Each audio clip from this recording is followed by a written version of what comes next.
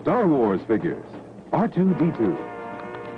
Chewbacca, Luke, and Princess Leia. They're the Star Wars Early Bird set of figures. These action figures are not yet available, but this Star Wars Early Bird certificate package is in stores with this colorful Star Wars picture display stand and certificate to send in to get a set of figures by mail. They'll be sent to you at home between February 1st and June 1st. The Star Wars Early Bird certificate package, new from Kenner.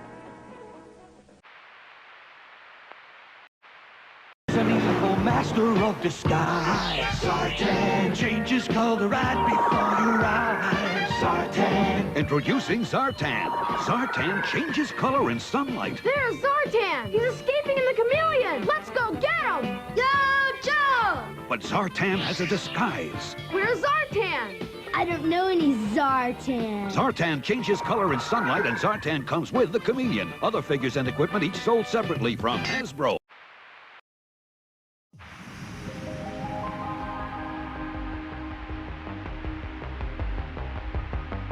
The following program deals with a controversial subject. The theories expressed are not the only possible interpretation.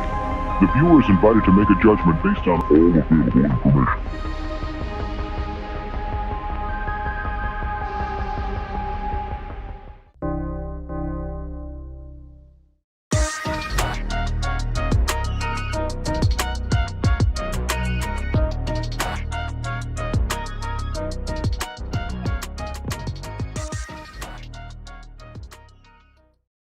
What up, everybody? Welcome to Wednesday night, another Wednesday night show here on Beyond Wednesdays with the crew. I got BigLegg, we got Clutch, we got Vinny back on the show, which is nice.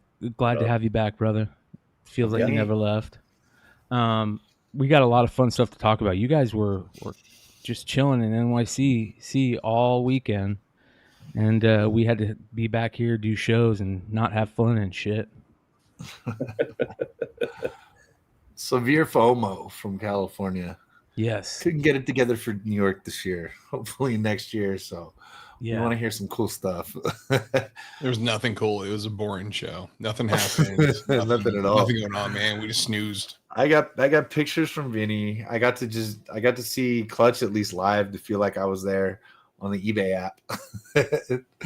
So yeah. Are you guys getting any kind of echo? Yes or no? No? All right. Yeah.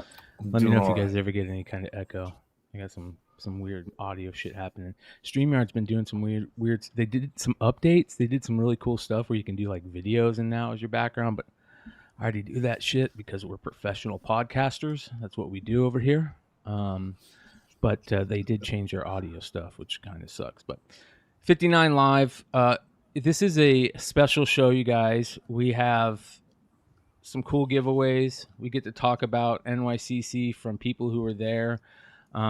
Did you guys get to, at any time, the waft of shit from the floor? Nah, I was too far away from it. I was on the floor. I think that was like in the upstairs area. Did you hear about it, Clutch? I thought they said it was in Artist Alley for some reason. Maybe this. Oh, was it? Maybe it was in Artist Alley. It's going to change, right? Maybe the celeb line. It's pretty much the same smell. Dino linked me the tweet on Monday with the picture of it. Bro, that's human. That is smeared human. Couldn't hold it. Fucking baby yellow. That was not Cosmo, dude. That was not a dog. Yeah, no, thank you. That was I don't even want to think about it. Slimy human dookie. I saw that article and I was like, "There's no way that someone took a dump on the show floor." I was shocked. They're saying just waiting in line, man. Can't hold it. You got nobody to watch your spot. You don't trust anybody. You think you can hold it. You don't. You let one go. Well, there you are. Dude, was it hot? Did people have shorts on? Well, listen. This is pretty cool. So it was such a big deal that it made bleeding cool. Look at this. Crazy. Someone just took a picture ad blocker, Bryan. Come on, man. Yeah. Someone just took a dump on the show floor of NYCC. Oh. I'm just going to repeat the headline. I mean, what more can I say? So let's do it for him. Someone just took a dump on the show floor of New York Comic Con. That's a great fucking headline right there. I like that. So, was there an update? Yeah. The New York Comic Con dump, was it a bad dog? We have an update with a suggestion from another source that a pesky hound may have been the source of the convention freebie that nobody wanted. Nope.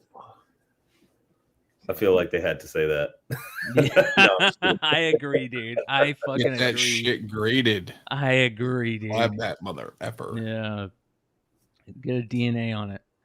They screen cap the Guardians dog. That's pretty sad. That's not cool. You know who else made NYCC or who else made Bleeding Cool? Look at this. eBay brings Sean Kirkman to NYCC. The next $1,000 Comic-Con variant? Question mark? Mother efforts can't get my name right. Like it's Kirkman. Come on, guys. That's some shit. Did they reach out to you? No. Sean Kirkman. Well, you worked pretty close with the guy. They got you. Hey, they got you right. They got you right in the story. Oh, there you go. I mean, look, headlines are fine. The editor messed up the headline. That's well, they would have spelled my name like Sean, like it would have been like SHAUN. I'm like, that would have been funny, bro. That would have been close. That's my alter ego. They had Irish Scene Kirkman on there. Oh my god. Yeah, well, honestly, man, when years ago, a few years ago, whatever it was before I met you with Drew, he was saying it so fast, and that you worked with Robert. That in my head, that's what I heard. But yeah, I get it. And it was a $1,000 con variant. The 10-0 sold for over a grand. 10-0 sold for like $1,100, which is, I will tell you, I think that was a steal. I think that was. I mean, it's still great at price. It's an amazing price, but like, come on, a 10. How many of those are printed? 1,000. I got 1,000 of them. And okay, 200, so 1,000. 200 so sent to my house. How many of those do you think will get 10-0s out of that 1,000? So I went through 2 boxes, and so it was like 200 and like I think it was 240 is what I went through here, because CGC was like the eBay team and we had a call with them because we were doing stuff with them for their private signings they did on Tuesday and Wednesday, and so we said, hey, random thought, would you guys be able to rush this thing? And they said yes, and so they did us a solid, and I like overnighted. I went through the books as soon as I got in. I went through 240 books, picked out the best 50 I could find, and then I overnighted those to CGC, and they went through them the next day. They like cranked on them, and they got a 110, 899s, and the rest were 98s. Wow. And these were like, and these actually came in like, they were like the Skybound convention packs. They were just really nicely packed. So it was pretty awesome. Yeah. Yeah, they came cut really well. They did. So the Cobra Commanders, Sean, you'll see those when you get yours like tomorrow. But the Cobra Commanders are really nicely too, because they're just a little bit thinner. But that the card stock they use on those ones was so good. Like telling you again, folks, if you're doing a variant with Image or Skybound, pay up for the card stock. You're gonna get the best looking books ever, like hands down. Yeah, and I know this is sacrilege for me to even say, but don't you're not gonna generally have to press them. So who did the art for this? Out of business. You put myself out of business over here. Clutch, who did the art for this? Yell at me. That's Andrea Milana. They're doing the Cobra Commander book, and Tom Riley did the Duke book. So that's art cool. for Duke. That's cool. Yeah, man, this is going to be the play, right? There's going to be so many exclusives that are going to have the original card explosion behind them, as they should, right? I that's the first thing I thought of, is that you kind of have to have some type of play on the old card art. That would be smart. I'm surprised. It'll be interesting to see what they do with those, like, and the way that they're going to roll out the series, because I think they haven't exactly said what the plan is. But like Duke and then Cobra Commander, then I assume there will probably be a couple others. Then they'll launch G.I. Joe at some point down the line. Do you think that they're going to do action figure? I mean, they're going to have to do action figure covers, right? Dude, I don't know, man. I think that they want to do stuff that hasn't been done. I think, like they're not going to go crazy. Really been up on like doing a ton of homage covers or that type of stuff. So I assume they're going to try to forge their own path. If I could play it that way, that would be the way. If it didn't matter what type of money we make or whatever, that would be my play. Like, just make it super cool, have very few variants, make it old school. But they're not going to do any exclusives. Are they going to allow exclusives, retailer exclusives? Oh yeah, they definitely are. Yeah, they've already sent the images, sent out the emails about Duke and Cobra Commander and getting folks on board. I don't know how many people are going to do it, because I think there was like something like 30 something Transformers store variants, so quite a bit. But I don't know if people are going to go as hard on Duke and Cobra Commander. I think when G.I. Joe 1 comes out, absolutely. I think that'll be a massive book. But so this Transformers book, we're still not even talking about this. So I watched Scotty Young had a live stream today where he was talking about I guess jumping over to DC. He's finally going to do a Batman book, and he was talking about how he's also doing a Virgin variant of Transformers, and he's going to be doing the gold foil because of how he talked about this cover, this Transformers gold foil from San Diego, how beautiful it was. He said, "Oh, that's awesome. We had to do that." So that was pretty cool to see them kind of reference that. But it looked gorgeous. The foil's amazing on it. Yeah, it came out really well. I think it's really like the normal foil they use, but it's weirdly enough, I swear there are two different foils. There are two different. They had two different foil stocks. One's a little bit more mirror-like than the other one on those books. So we went through, almost 1,000 copies. You can see like there's a couple that are a little bit shinier in the Transformers logo. Yeah. Well, what's interesting? We've been talking a lot over the last couple weeks about, how common the foil stuff is getting. At some point, we're going to get our wish of refractor style covers, right? If people are going to be willing to pay the money to get the printing done with these covers, we're going to get refractor stock, because they're going to, with all these different ideas. That's got to happen sooner than later, Clutch. So I hope that you figure out a way to do that, dude. Yeah, I'd love to, man. I'd love to do some weird. Let's get some orange cracked ice. Yeah, let's do it up, baby. Yeah. Let's do it up.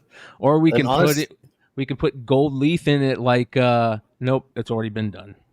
Done. I heard another big book at Comic Con was they put gold in the cover, 24 karat gold. I heard. Nice. What was that? It was a Berserker cover. Oh wow. Yeah. Oh. A gilded. Okay. They call it a gilded cover. Oh. But it's pretty interesting. That's for sure. Was that one of the ones that they did like 10 copies per day or something? Yeah. How was so Vinny, you also dropped 2 books at Comic-Con that people were talking about like crazy. So we've got 2 people here that were just selling books the whole con. I don't even think you guys. I talked to Vinny a little bit, and Vinny's like, I had no time to do anything. I was just running around like crazy. Imagine Clutch was doing the same thing. Yeah, it was pretty nuts, man. I was just running around just trying to get books to people and bag and board books for the first couple days. And then here's the worst part. On what was it? Saturday, I was sitting on basically back there doing my taxes because they were due on Monday. So it was really bad. My accountant sent me a text like, where the fuck are your taxes? So that's what I was doing. It was really sad. But Sunday I did get a chance to explore a little bit and just do some things here and there. So I had a little bit of fun, but I definitely did not walk the entire floor, unfortunately. Did you get a chance to do that, Clutch? No, absolutely not. We were in the eBay booth was pretty packed the entire weekend. We had a ton of stuff going on. I had one day where we auctioned off this like jam board for artists that they sketched on and stuff when we did a charity auction for Bink on Sunday. But Friday, like midday, I got to go down and they scheduled. Jim Lee agreed to sign it and do a little sketch. And so I went down there and then I had like an hour and I was like, I'm gonna just hit as many like artists as I knew as I can get like in that hour. And it just went bam, bam, bam, bam, and then it went back up. And that was pretty much it. The only other time I went across the hall was to drop off books for Chris Rupp. He had done an eBay live. And so I helped carry his stuff over. And I forgot how much that convention center stinks. Just smelled like buttered popcorn and BO. It was just like really right. It's like I didn't even see any buttered popcorn. It just smelled like that everywhere. I don't even understand it. It's so bad. The other thing that they did do, Clutch, which I didn't like, is that they didn't. You know how when you're on an airplane and they kind of halfway give you internet where you can like get a text, but you can't do anything else. You get text, but you can't really go on chats or click links. You can't go on the internet. That was the worst thing, because if you were actually trying to hunt anything or hunt any books and you actually wanted to look anything up, you couldn't access the internet inside the Javits Center. And it hasn't always been like that, but it actually stopped me from buying things because I just didn't know if I was seeing the stuff that I actually wanted to buy. It stopped me from finding booths that I wanted to find because I couldn't access the internet to see where the booth was or even access Instagram. That's like kind of a problem, I thought.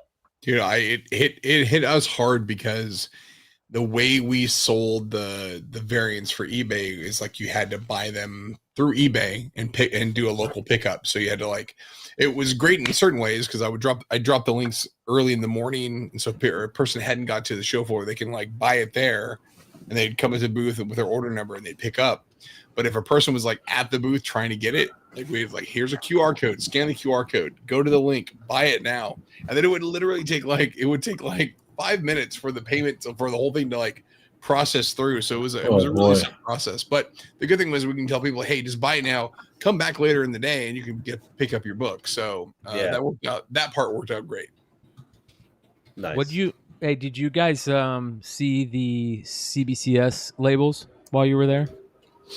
I didn't see him there, but I think Matt DeVoe sent me a link on like Monday night when I got back. He's like, check these out. And I was like, okay. Yeah. What'd you guys think? They're bootleg PHX. I don't like the font. I think the font is whack. It just doesn't look good. It just makes it look worse, actually, I think. I don't know. Yeah. They can never pick the right font ever. Yeah, that's a tough thing. Only pick that CGC font, or that's it. You know, everything else is just whack, I think.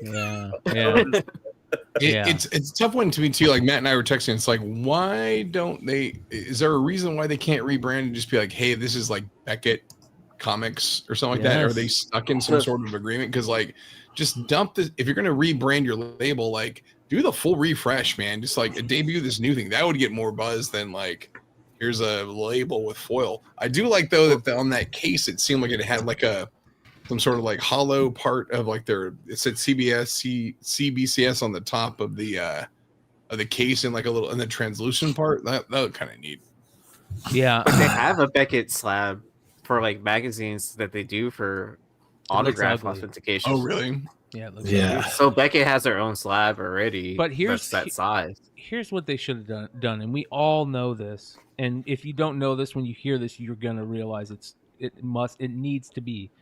That 10 needs to be all black. That whole label needs to be black. It needs to have gold puffed up lettering. You're not going to produce a bunch of them. When you do, make it special, and that would kill the game. They needed something. Wasn't it all black? No, it's just part of it, dude. The number. Just where the number is. Yeah, dude. The number corner. And it clashes so bad with the blue and yellow. Yeah, and then Beckett does that anyways. So like, I don't see why they're not using the same like graphic designer people, at the very least, right? They should at least reach out to some artists, man. You know what I mean? Dude, I remember back in the day, this is for fun. This is like Google Plus, CBSI. Emiliano was posting, and we had some other people doing it, and he just made sick ass shit. It was badass stuff that everybody would enjoy. You know, it was literally awesome. And it's like, dude, just do that. Do the color combination, things like that. You're totally right about the Black Label. They're trying to do what the Beckett version of the Black Label, and it's just not. Yeah, you're right, and it definitely does clash with like the gold. And let's be honest here, whoop-de-doo, man. How many of those were they giving out in the first place? Yeah, you're gonna switch because 9.9s and 10s look cool. Does that mean are you gonna start giving more out just instead? I don't get it. It's rare. When CBCS first dropped, the 9.9s were coming in more often than CGC 9.9s. But 9.8s were harder to come by. That's how they were trying to differentiate themselves as tough, respectable graders, And I was like, and the reason I like that was because I do think there should be more 9.9s and 9.10s or 9.9s and 10s, because it seems like everybody starts off at 9.8 and goes from there. Is that what we're doing? Or are we starting from 10? I'll say this: there's going to be more 9.9s and 10s because there's printers that are figuring it out with these cardstock covers. In the market report tonight, I've got a couple Transformer books that sold this week at 9.9s and 10s, man. So they're figuring it out with some of these books, and we've had multiple retailers tell us that, especially with the image and the cardstock stuff, you're getting the majority of your run is in like 9.8 or better condition when you buy the stuff. So. I know it's interesting, man. It's very interesting. And let's be honest, they have to bend to us to a degree. They've got to bend to the retailer a little bit because, I've always said how CGC is a coin company that dabbles in comics. Now, to us, they're a bigger deal because I'm sure there's some of you guys out there are coin collectors as well. My dad was, but the big money comes and they don't give a shit what's on their labels. Let me tell you that. You know what I mean? The card guys, whatever. The card guys care about when they can get them back faster and things like that. But definitely, I think that you're gonna just start seeing more of that, seeing more like you're saying, and people working alongside them, and people are finally asking the questions: why aren't there these 9.9s or why aren't these 10s? And I don't. If I ever do a 9.8 pre-screen, it doesn't matter if it's cardstock. That book comes back 9.8 or reject. That's it. They're not grading that book. They're just telling me if it's a 9.8 or not. I'm not going to get a 9.9 or a 10. So I think on some of these cardstock ones, the ones that I've been lucky enough to get higher grades in the past, I'm probably going to go ahead and send them in to be graded without sending them in as a pre-screen and see how that goes. Yeah. Vinny, have you sent in any of the books that you've done for the television stuff to CGC? Have you heard results or results from anybody, like what they've been getting on those books? I've seen we submitted some just with him signing some 9.8. We got 9.8s and there we go. Yeah. And a 9.6. I think we submitted 2, so we just got of each book. So we got like 9.8s or 9.6s, I think, with everything so far. How many AI for President? I also had to teach Tilla how to handle a book, so I think he changed my 9.8 to a 9.6 because we were back there, and he was holding it, and then somebody was like, "Oh, that's cool," and he was like, "Yeah, let me show you," and I was like, "No, what are you doing?" That's your copy now. Yeah, hey, dude. I went full Mel V shoved it in his backpack. Yeah, so before NYCC, I was like, handle it like a baby bird. Don't touch it. Just sign it and slide it back. Well, it's funny you say that, dude. I was on a show last night with Rhino Vision, or he does that, or Rhinoverse. Ryan, he's on with Comic News Weekly with Comic Man Andy and us. That was fucking tiring. And he sent in a 9.4 Amazing Spider-Man 300 to get signed. It was already a CGC 9.4 to get signed at CGC by McFarlane. They cracked it out. It came back in 8.5. Oh man, Wow. that's Yeah, crazy. yeah. I mean, Did that he pay for- somebody dropped that shit. Yeah. I mean, but is it? Did he also like? How long had he had it slabbed too? I can't remember, but he sent it back to him slabbed. You know what I mean? And they cracked it. So here's what I would do, and then hope it works. If I had that book in 9.4, 9.8, to be honest with you, I'm not letting anybody touch it. I try to go find another 9.8, try to CPR 9.6 and 9.4 and send it in, or have them press it after, even if it's already pressed and you cracked it. But if it was 9.4, to be honest, I might put it in a window bag and put the blue label in the back of the window bag and hope that they're paying the fuck attention, because all you're kind of hoping, you love for it to go up. You're kind of just praying that the grade doesn't drop. Right. I mean, I would have definitely got it pressed either way, either by someone beforehand or have CCS just handle it. Yeah, just let him handle it anyway, even if it was already pressed. I had a 9.8 blue label of ASM 300. I don't anymore, but if I did, I wouldn't crack it for shit. Clutch, how did your signing with Capullo go? It was it was rad. Nice. They said that he would be in there for like half an hour, so I was like, all right, I was prepped for like, it was an hour show. It was like first half an hour, I'll just sell some or whatever, and then he'll pop in, and they're like, he may not talk much, he's like, he doesn't really want to, they prepped me for him to be like, just standoffish or whatever, or just kind of sitting there. He showed up at like 10 minutes into the stream. I'd only sold like one other book, and then he was like, hey, what's up? I'm like, oh shit. And he just did not stop talking. He was like super cool. We were talking about everything from art and McFarlane to like the stuff he's going to do with Marvel. And he was so freaking cool, man. Signed a bunch of stuff. We auctioned them off, and yeah, it was rad. He was great. That's badass, dude. That's cool. That's that one was guy. A lot of fun. Yeah, Capullo is one guy that I like hold above like one of those people that they say don't meet your heroes, because Capullo's that one guy that, in my opinion, so cool that I don't want him to be knocked down anything if I learn that he like can't really play guitar that well, or you know what I mean, he listens to some crazy butt rock on the side or something, you know what I mean, like, because he's that dude. He's that cool, man, you know what I mean? So that's pretty sweet. Yeah, that's kind of fun. I was watching, kind of marking out for you the whole time. I was just like, man, look at this shit. This is awesome. Dude, it was so fun. And it was a great start to the weekend too, right? Because that was Thursday at, I think, like noon time or 9 a.m. here. So it was like 9 a.m. here, man. It started. That's what you said. You ran like one or two walks. You're like, oh, he's here. Okay. Oh, okay, yeah. All right, well, let's get. Hey, here's Greg Capullo. And you picked up that Batman 1 in 200, right? Oh, yes, dude.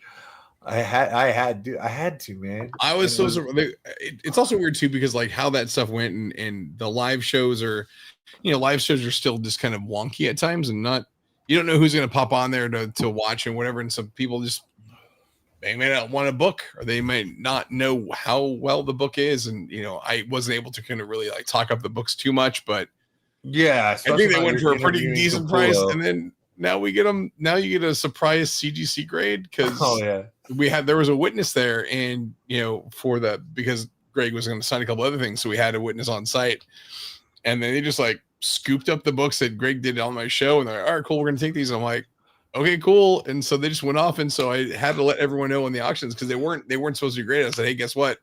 You're going to get them graded for free. They're going to CGC is going to fast track them. So congratulations. So everyone gets like a surprise grade. So that's kick ass, dude. Yeah, nice. And that's, dude, I don't know if you cut on that. So I won the new 52 1 in 200 sketch that he signed sitting there, and I was like, okay, it's $112, by the way. What? Oh, nice pickup. Okay, so okay, I'm definitely gonna, I'm throwing in for the grading, but still, I'm like sitting there like, I didn't need it, dude. It's worth more than that. You can't fake the signature, even let's just say I was gonna resell it, but I was like, no, to see my friend up there do it on a book that I love. That's one of my favorite books. New 52 got me back into comics. That run specifically for that art and Snyder for sure. That's one of like my. I've never left a copy of that book behind for a decent price. Wasn't paying $150 on a wall for a regular one, but for $100 for a sketch that's insane to start. Much less signed by Capullo when you're literally like watching him sign it even on video. Oh yeah, you know what I mean. So I'm like, oh, so this is I won. All right. How many books did he sign, Clutch? We only got through like 10 live, right? Yeah. I mean, it's crazy. I just pulled this up right here. Let's see what we got here. I'm like pull up eBay because I just want to see because I looked previously now just so I can have an idea. A 9.8 sold for $1,000 like on October 4th. Yeah, that's why and I imagine where that book came from, so I know it's probably going to come back in good condition. So yeah, it should be pretty good. Yeah, it's fine. Yeah, trust me. We knew where they came from. The one guy that got a bunch. Yeah, I think we ran 2 of those too on that stream. 2 of those we threw. The second one went for more. I didn't pay attention. I know it was like it was definitely more than that. And that was was that the first one you ran? I think it was the first thing I ran. The first signed book anyway. Yeah. Nice. Yeah. And I was like, okay. It's because like 2,000 people in here. Okay. It's because people finally got back and looked from looking up the price. Yeah, and they're like, oh shit. Well, that I wanted to realize though. I wanted to win them all. Yeah. That's one of the biggest books of all time. I remember that was the book that, and I'm pretty sure it was Drew that gave it up for auction.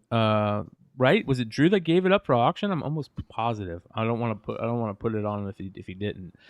For my brother's cancer shit back in the day, back in CBSI. Yeah. I'm sure because there's a long story if he ever wants to come tell it of why he got a few more than his share. Yeah. So how did Drew do? How was the show for Drew? Did you get to see him much? Any of you guys? Did great, man. He had his kid up there. Then Maria Wolf came on. Like, he had a really good show, man. It was like. Oh, I forgot about that. You guys see him when he gets up there because that dude does not stop talking. He's a bundle of energy and he just keeps going, right? So yeah, of course he wasn't drinking, so that's also the fun one too, right? Yeah. So when he's not. Yeah. Yeah, dude, that was actually that was really cool. Obviously, so I did watch Drew up there. So other people know. I just don't because I don't know her. Maria Wolf is cooler than shit. Yeah. Right. She's having fun up there with Drew. He's got he's got Austin, his son, up there helping him out. Which is cool. At first I'm like, wait, I know that guy. That's his son. Right. And I was like, oh man, how cool is that? So he's, to have his son up there with him. I mean, as basically a helper, but all due respect, I'm sure we got Drew on stage and up there. That is great. It's a killer little setup too. That's awesome. It was great, man. Yeah, the booth, the eBay booth was like was so big. It was massive, 50 foot by 80 foot. Just like wow. That stage was like basically 20 foot wide, 15, 20 foot wide. It was so big. I was like, this is like full size stage. Yeah, it was big. Yeah, and the team over there, Joe and Jess, who put the stage together, killed it. Like it was fun, man. That's awesome, dude. That's amazing. It was a little bit higher. That the only thing I would change is I think it should be down a couple feet because it was like people who are walking through really couldn't. They're up a little bit, so it's harder to see. But a lot of looky-loos, which was really cool. So. Well, the Skybound one in San Diego was crazy because I was down there buying a book and I looked up and Kirkman's like on the second floor, and I'm watching him up there. I remember you sending us pictures of that. I was like, that's really dope. Yeah, it was fun. Look at that girl. With the Pardee shirt. Yeah, she got the Alex Pardee shirt. Dude, those are the two best covers. honestly. I mean, I'm a little biased, but I mean the Johnson, yeah, of course. But and I said, look, Hey, what was Ric Flair like, bro? What was Ric Flair like, dude? Dude, I will say that whole part with him in there was like, it was crazy. People, not only at the same time, like, do you have Ric Flair coming into the booth to do an eBay Live and then do this, like, they gave out all these like little promo like silver coins to people. They had like 2,500 silver coins that they were just handing out people in the booth. And then they did like a woo off. And so they had like people like woo. And then they handed this lady $2,500 cash. Like Rick's guys were like, cool, you won. Here's 25. They fanned it out. I was like, this is nuts. That's crazy. He came in, he was just like, he was, you know, he's Ric Flair as you can think, man. Also, yeah. I mean, he's old, 84 years old or whatever. Yeah, so you can tell like too old. Times been rough on the dude, but he was in there, like he was chatting it up with people. Like it was great. Jose, who's the ops manager for the eBay booth, homeboy had like, dude, it was like he had the robe on, he had a wig, he was like, people were wooing like the moment we got in the show floor at 8 a.m. Like it was like woo, like everyone was ready for it to go because they knew it was going to be nuts. And the company Celebrity Mint, who they sponsored the thing, they released this like Ric Flair. It's like a Ric Flair coin, but it's a trading card. It's like legal tender, but it's in the shape of it's an actual like trading card. And they graded them by NGC, so CGC's company graded them. And so like they were like auctioning them off. I think they're on eBay for like buy it now, but you can go and buy them for like the gold ones are 300, the silver ones are 200. And I want to say like the label signed, and then there's different color. There's like different variants for them. They look really cool, and the fact that it's like a trading card, but it's actually gold was like really sweet. Wow, dude. Ric Flair does not look anything like this anymore. No. Not you know what he looks like, and this is gonna be mean, but it's weird. I saw him on what did I see him on recently? I saw him recently on. It was Charlemagne the God Show, Breakfast Club, right? Yeah. And he looked like he was getting old, but his nose was getting longer and more hooked out. Like, and he started to look like one of those. I looked at him and I thought I was looking at one of those birds from the Dark Crystal for a second there. I was like, what the fuck is going on here, man? He is old, bro. He is old. And I know I'm going to get a lot of hate for that one right there. Well, he's a lot of hate for that one. Dude, he's on his testosterone. He is old, dude. Drinking himself happy. So there's that. there's definitely that. We did talk about the Kill Tony. We don't have to go there again, but that Kill Tony showing was a little rough, man. This is what Ric Flair is starting to look like. Man. Yeah. Let him be. or whatever. Come on. Oh, it's brutal. Brutal. It is brutal, bro. Oh, man. It is brutal. Woo! No, I mean, sorry. So many woos. I still got a theme song going through my head right now. It's just hear the whoop. Yeah. Was that 2001 Space Odyssey? Is that what it is? Yeah. What did you for WWF anyway? Did you see the Invincible trailer, Clutch? What did you think? I did not. No, dude, I swear I did not do anything besides be in that booth. Like I felt so disconnected from the convention itself. You know, like I didn't see anything. Like I had people saying, "Oh, do you hear this?" I'm like, "Nah, no clue." Yeah. No, at one point I heard people cheering about something like super loudly, and I had no idea what was going on. it was just like right next to us somewhere. So where were you? Was the eBay booth at? eBay Live booth at? 1301. So the main floor in the corner next to Funko, which itself was a madhouse. Yeah. Jeez, yeah, of course. It was insane. Like every day, like I swear, like Funko was playing like Quiet Riot every day. D. Snyder was in the booth for some reason because I think he's friends with Matt, the guy who like runs Funko. They would start playing music, and then everyone would gather around them, and they would start throwing T-shirts and backpacks and stuff at people. It was bananas. crazy, and it was so loud. I was on stream with Capullo, and like I heard the buzz in my headphones because they were so loud. It was like feedback coming into the microphone. It was crazy. Yeah, that's fun, dude. That's an adrenaline rush. That had to be cool. You also had I heard the Hive Boys. The Hive Boys gave you props for helping them out.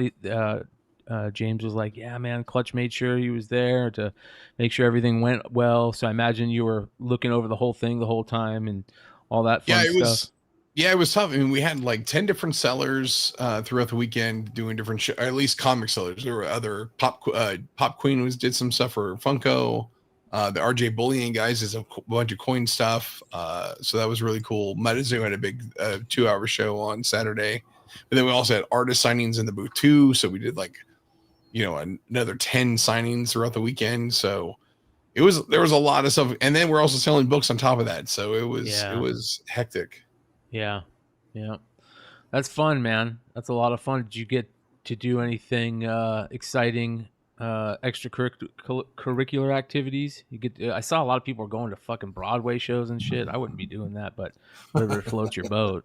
Yeah, Wednesday night I went to the Liana Kangas and Jaslyn Stone through their they have an annual party they've been throwing. Oh, yeah. True Cult. I went to that. Like I got there so late because we've been setting up the booth the entire day. I got there like at 11 o'clock and ended at midnight. The bouncer almost didn't let me into the club because I was wearing cargo shorts. He's like, "We have a dress code, dude." I'm like, "I don't know, bro. I just got from the convention." He's like, "Hold on. Okay, you're cool." He's like, "Don't take all the ladies, leave them for me." I was like, "That's rude." Oh god, fucking New York, man. But I know, but it was cool. It was a cool little club. And I think actually that was the night that that was when I went into the show from the cab as I was going to the party. Yeah. Which was awesome to do. I ended up doing eBay had a couple other events. They had a trade night on, I want to say Thursday night. They had a kind of a party. It was really cool. I guess they did this before where they have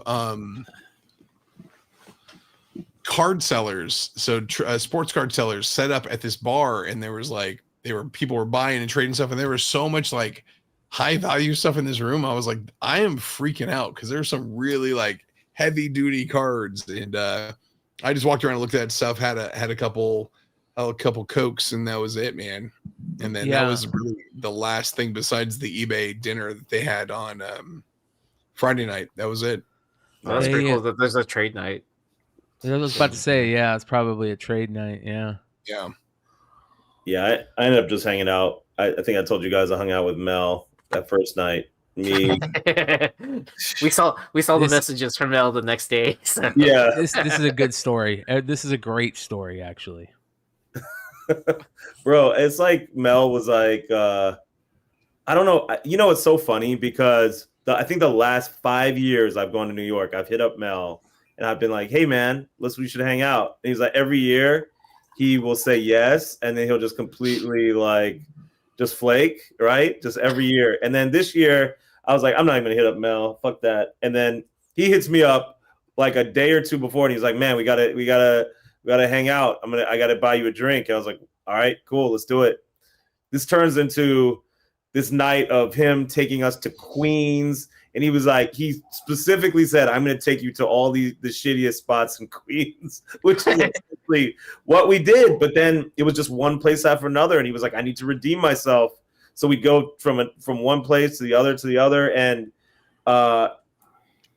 we just kept on rolling with it because we were like, when else are we going to hang out with Mel V till 4 a.m.? So we just kept rolling with it. No, but we had a good time. Like, all jokes aside, we had a really fun time, and I'm still sending him like pictures from that night where I'm like, I don't even remember this. Dude,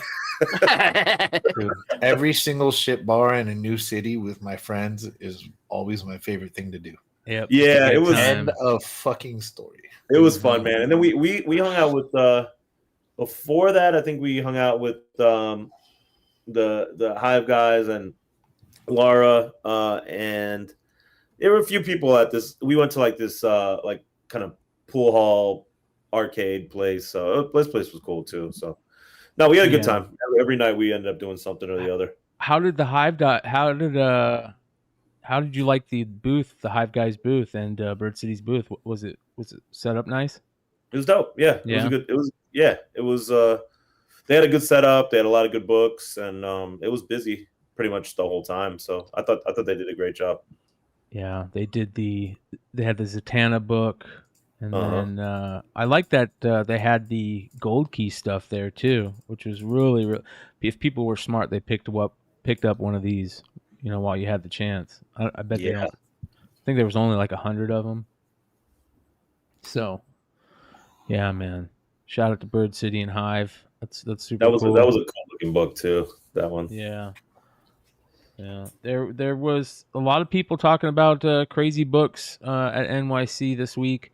For the most part, it sounds like the big books we've already kind of talked about. I know that Gilded Book. A lot of people like that Gilded Book. They talked about that Gilded Book.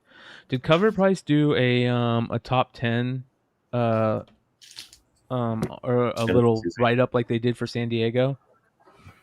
The variant coverage? Yeah. If they did, I missed it. That was one of the best things that they did for San Diego was they did that.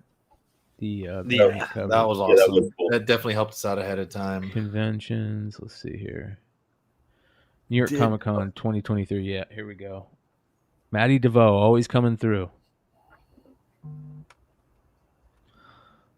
Yeah. All right. So what a great book that is. Did you guys see this? Yeah, I saw that. Yeah. No, I'm getting 3 in the mail. Are you getting? Josh, I got linked. I got a tip. Oh man, dude! Look at how beautiful. I got a little Art Adams, and there's only 100 of those. Is that right?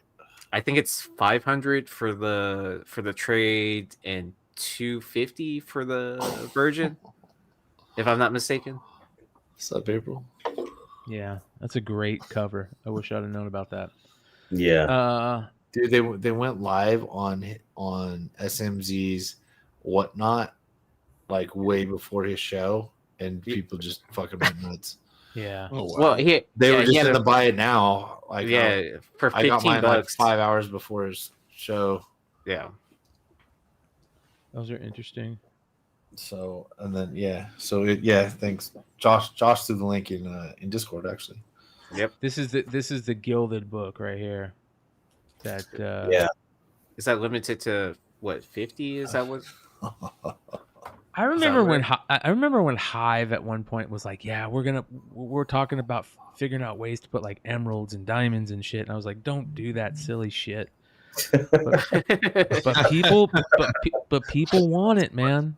People want it. Dude, people but never underestimate what any one of us would possibly buy. I love myself in there.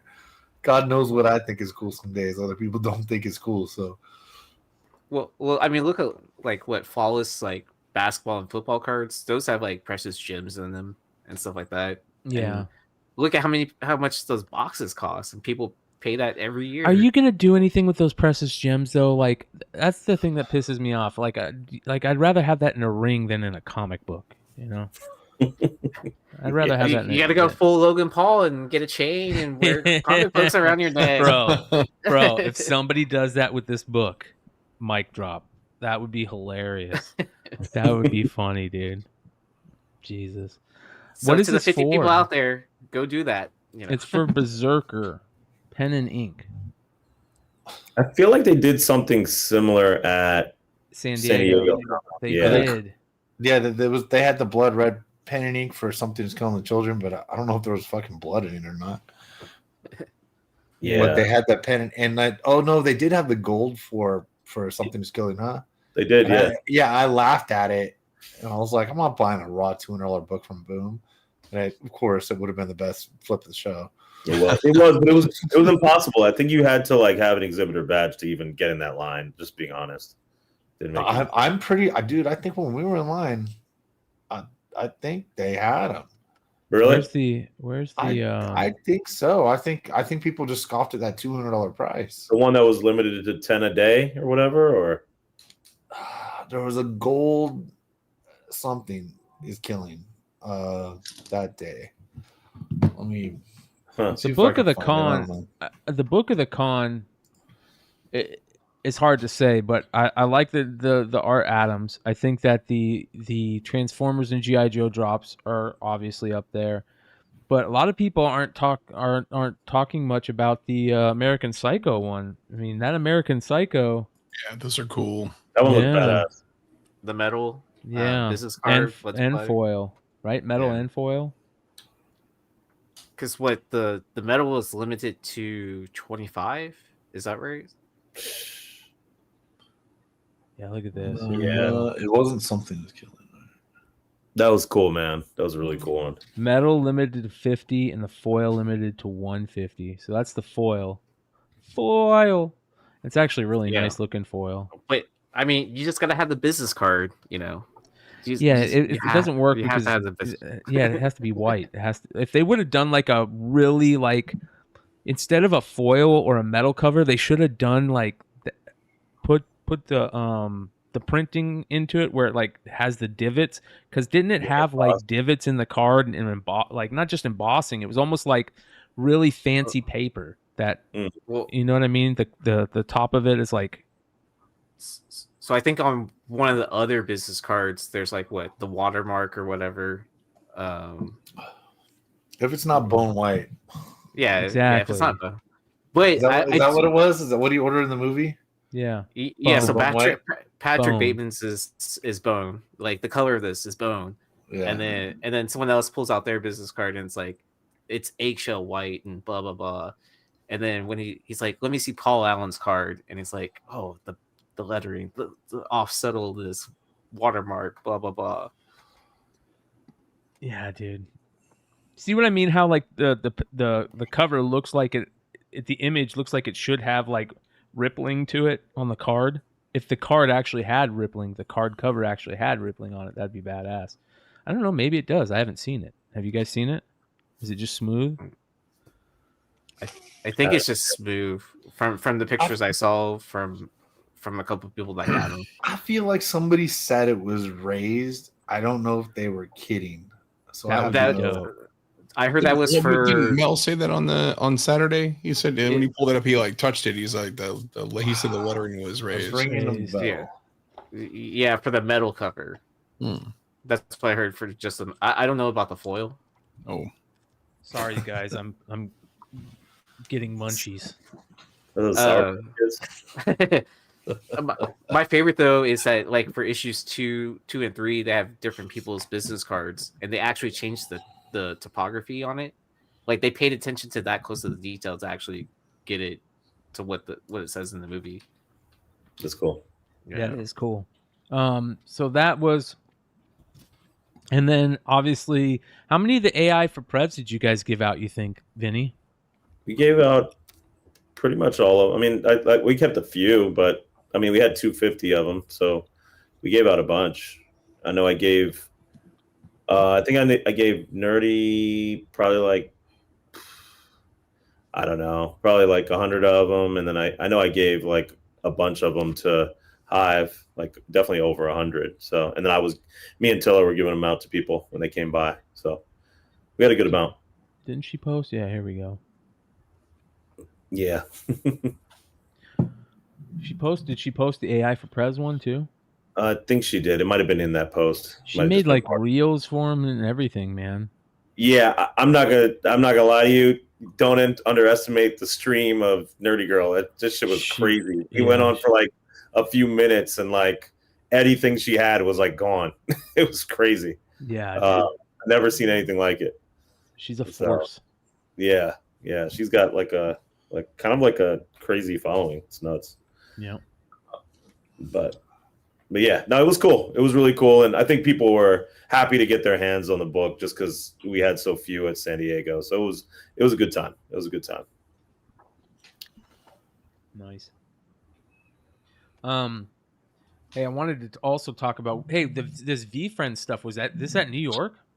Yeah, all that stuff was at New York. Yeah, I just put a few things that I did get a chance to check out at New York Comic Con.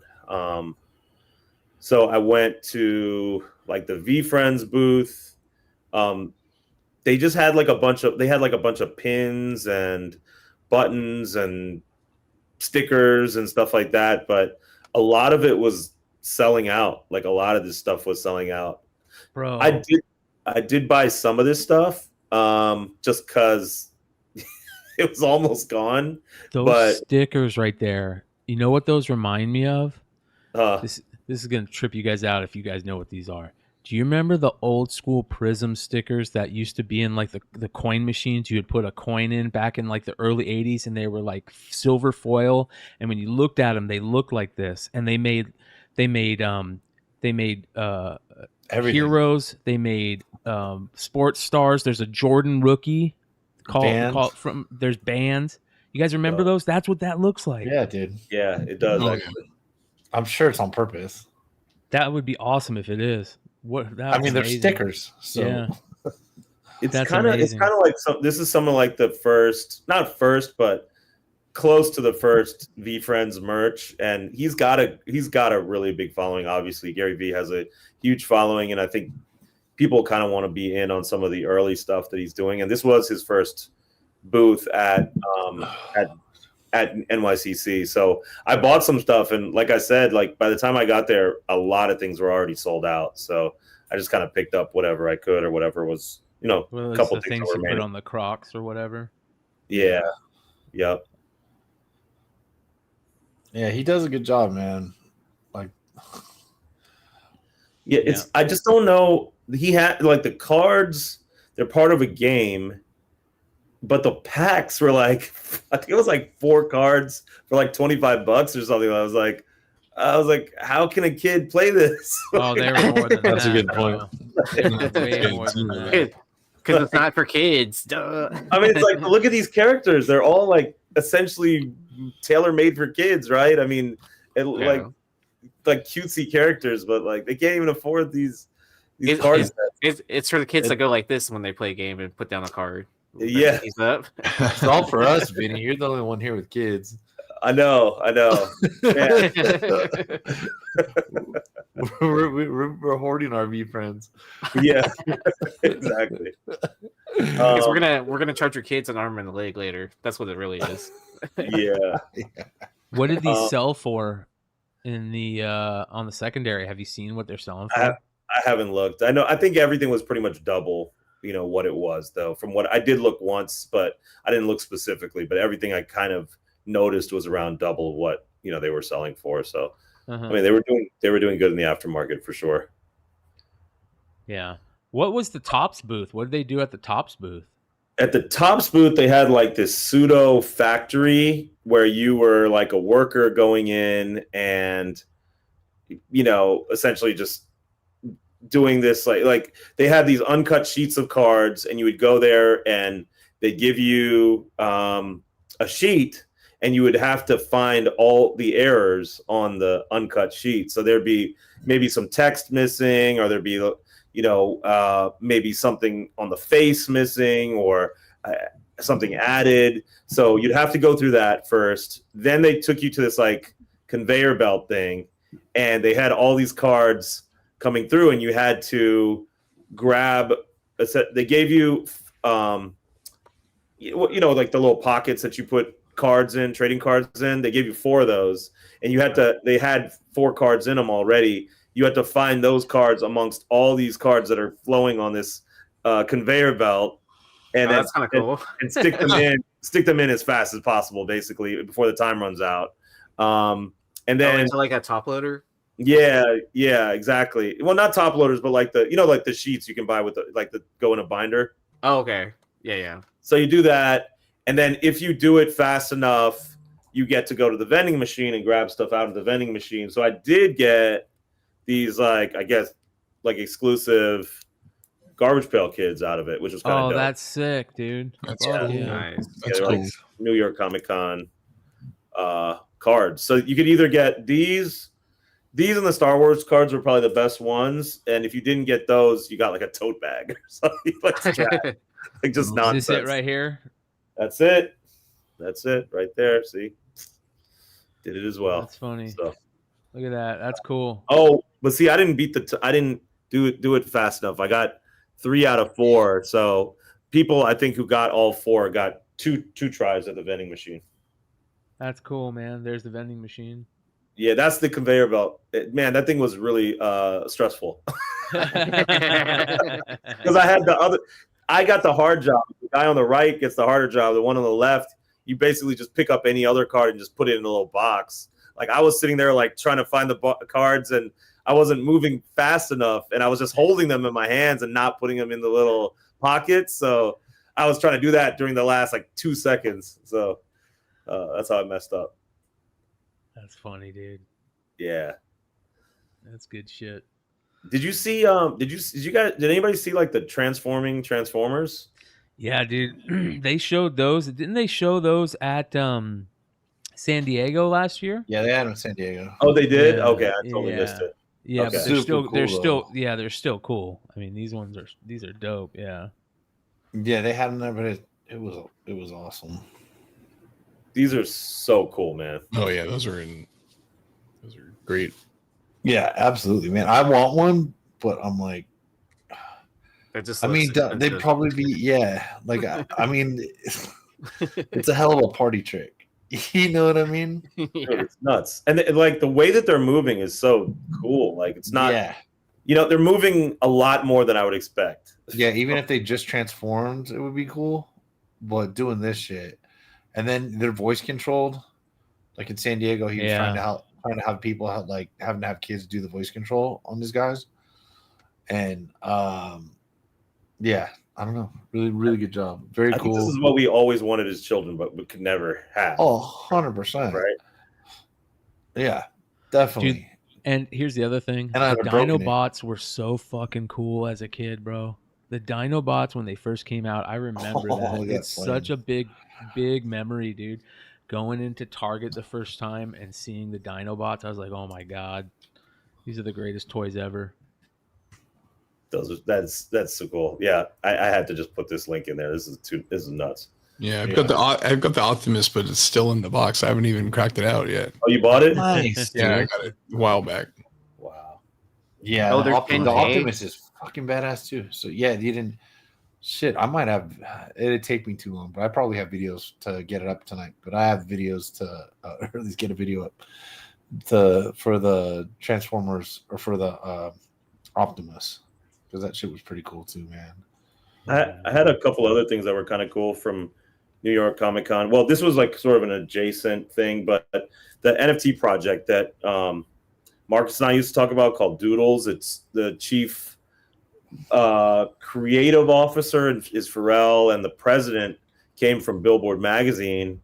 The artist behind Doodles did an art show like right around New York Comic Con, so I actually got a chance to like meet the artist and got him to like do a couple sketches, which I thought was cool. This is it's like a super big brand in that space. And then the other thing that I saw that was kind of cool was there was this company on the floor called Bitmap, and they were giving out comic books. There's 30,000 of them, but they all have like unique attributes, and they just randomly get combined. It's almost like a NFT avatar project. I was like, it's the same kind of thing behind it, and there are rares and less rare ones, but they were giving them out if you just go by their booth. But the only thing was they were completely wrapped in foil, and if you wanted to take one for free, you had to open it in front of them. So that's cool. Yeah, it was dope. But I mean, they look pretty cool. They were like, yeah, if you want another one, you can buy one at $4.99. But I was like, this process actually feels like so every book is a unique one of one. It feels like it would cost a lot to do this. You know what I mean? And this is actually something that me and Tilla talked about doing, but this is like crazy. 30,000 of them. That's nuts. So anyway. Not bad, dude. Not bad. Yeah.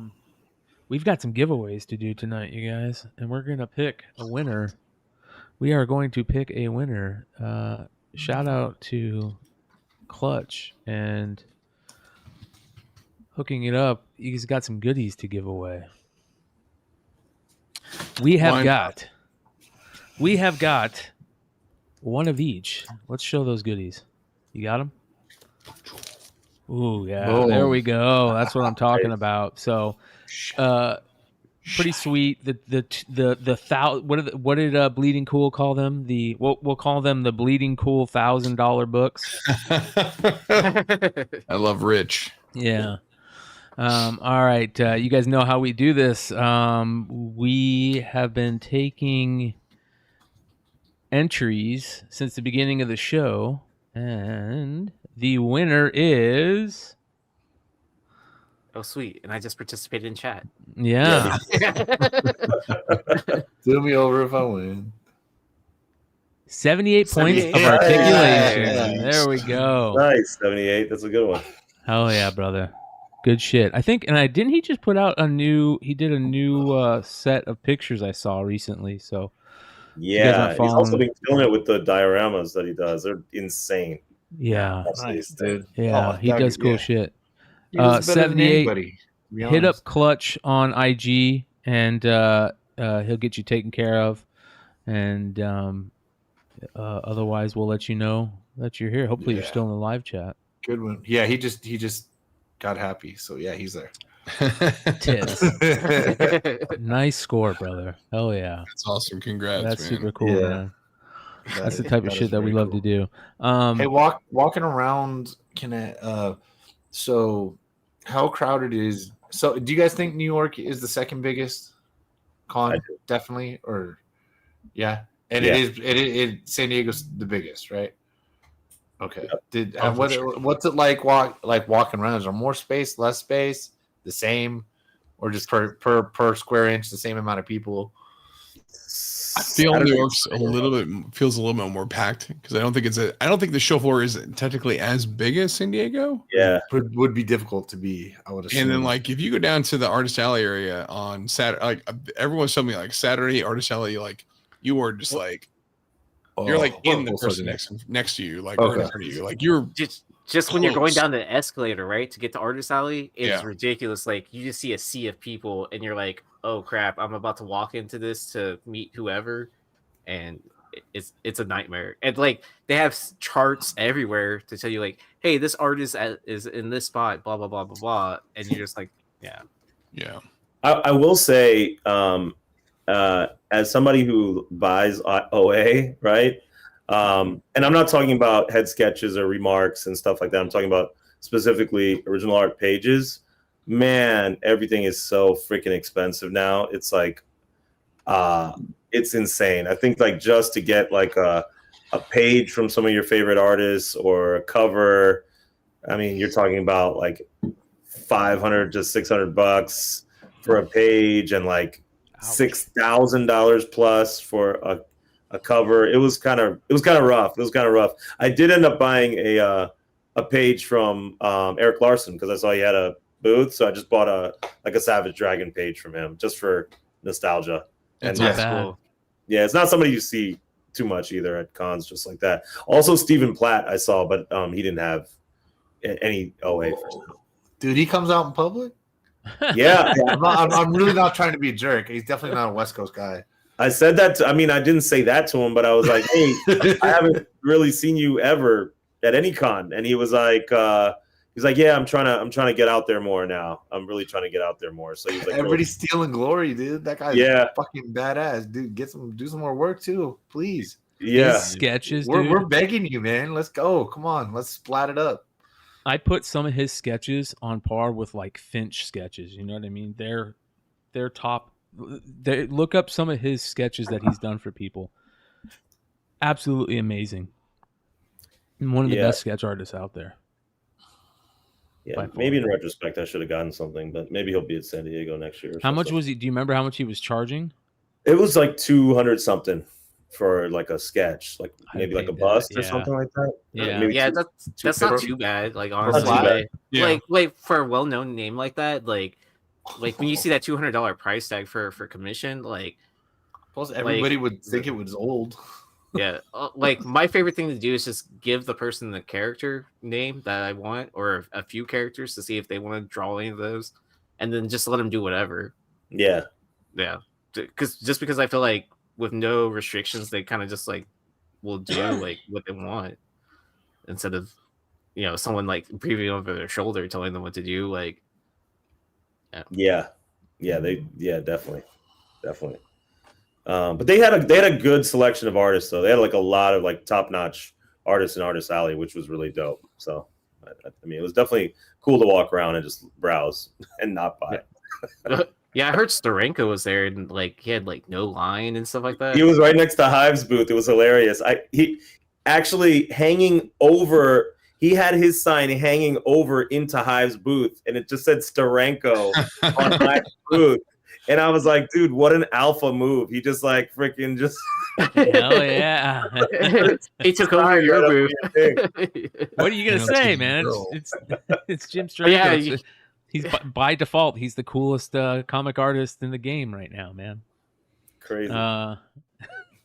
What was I was wondering how the Hive and Bird City booth looked. How did they have it set up pretty good?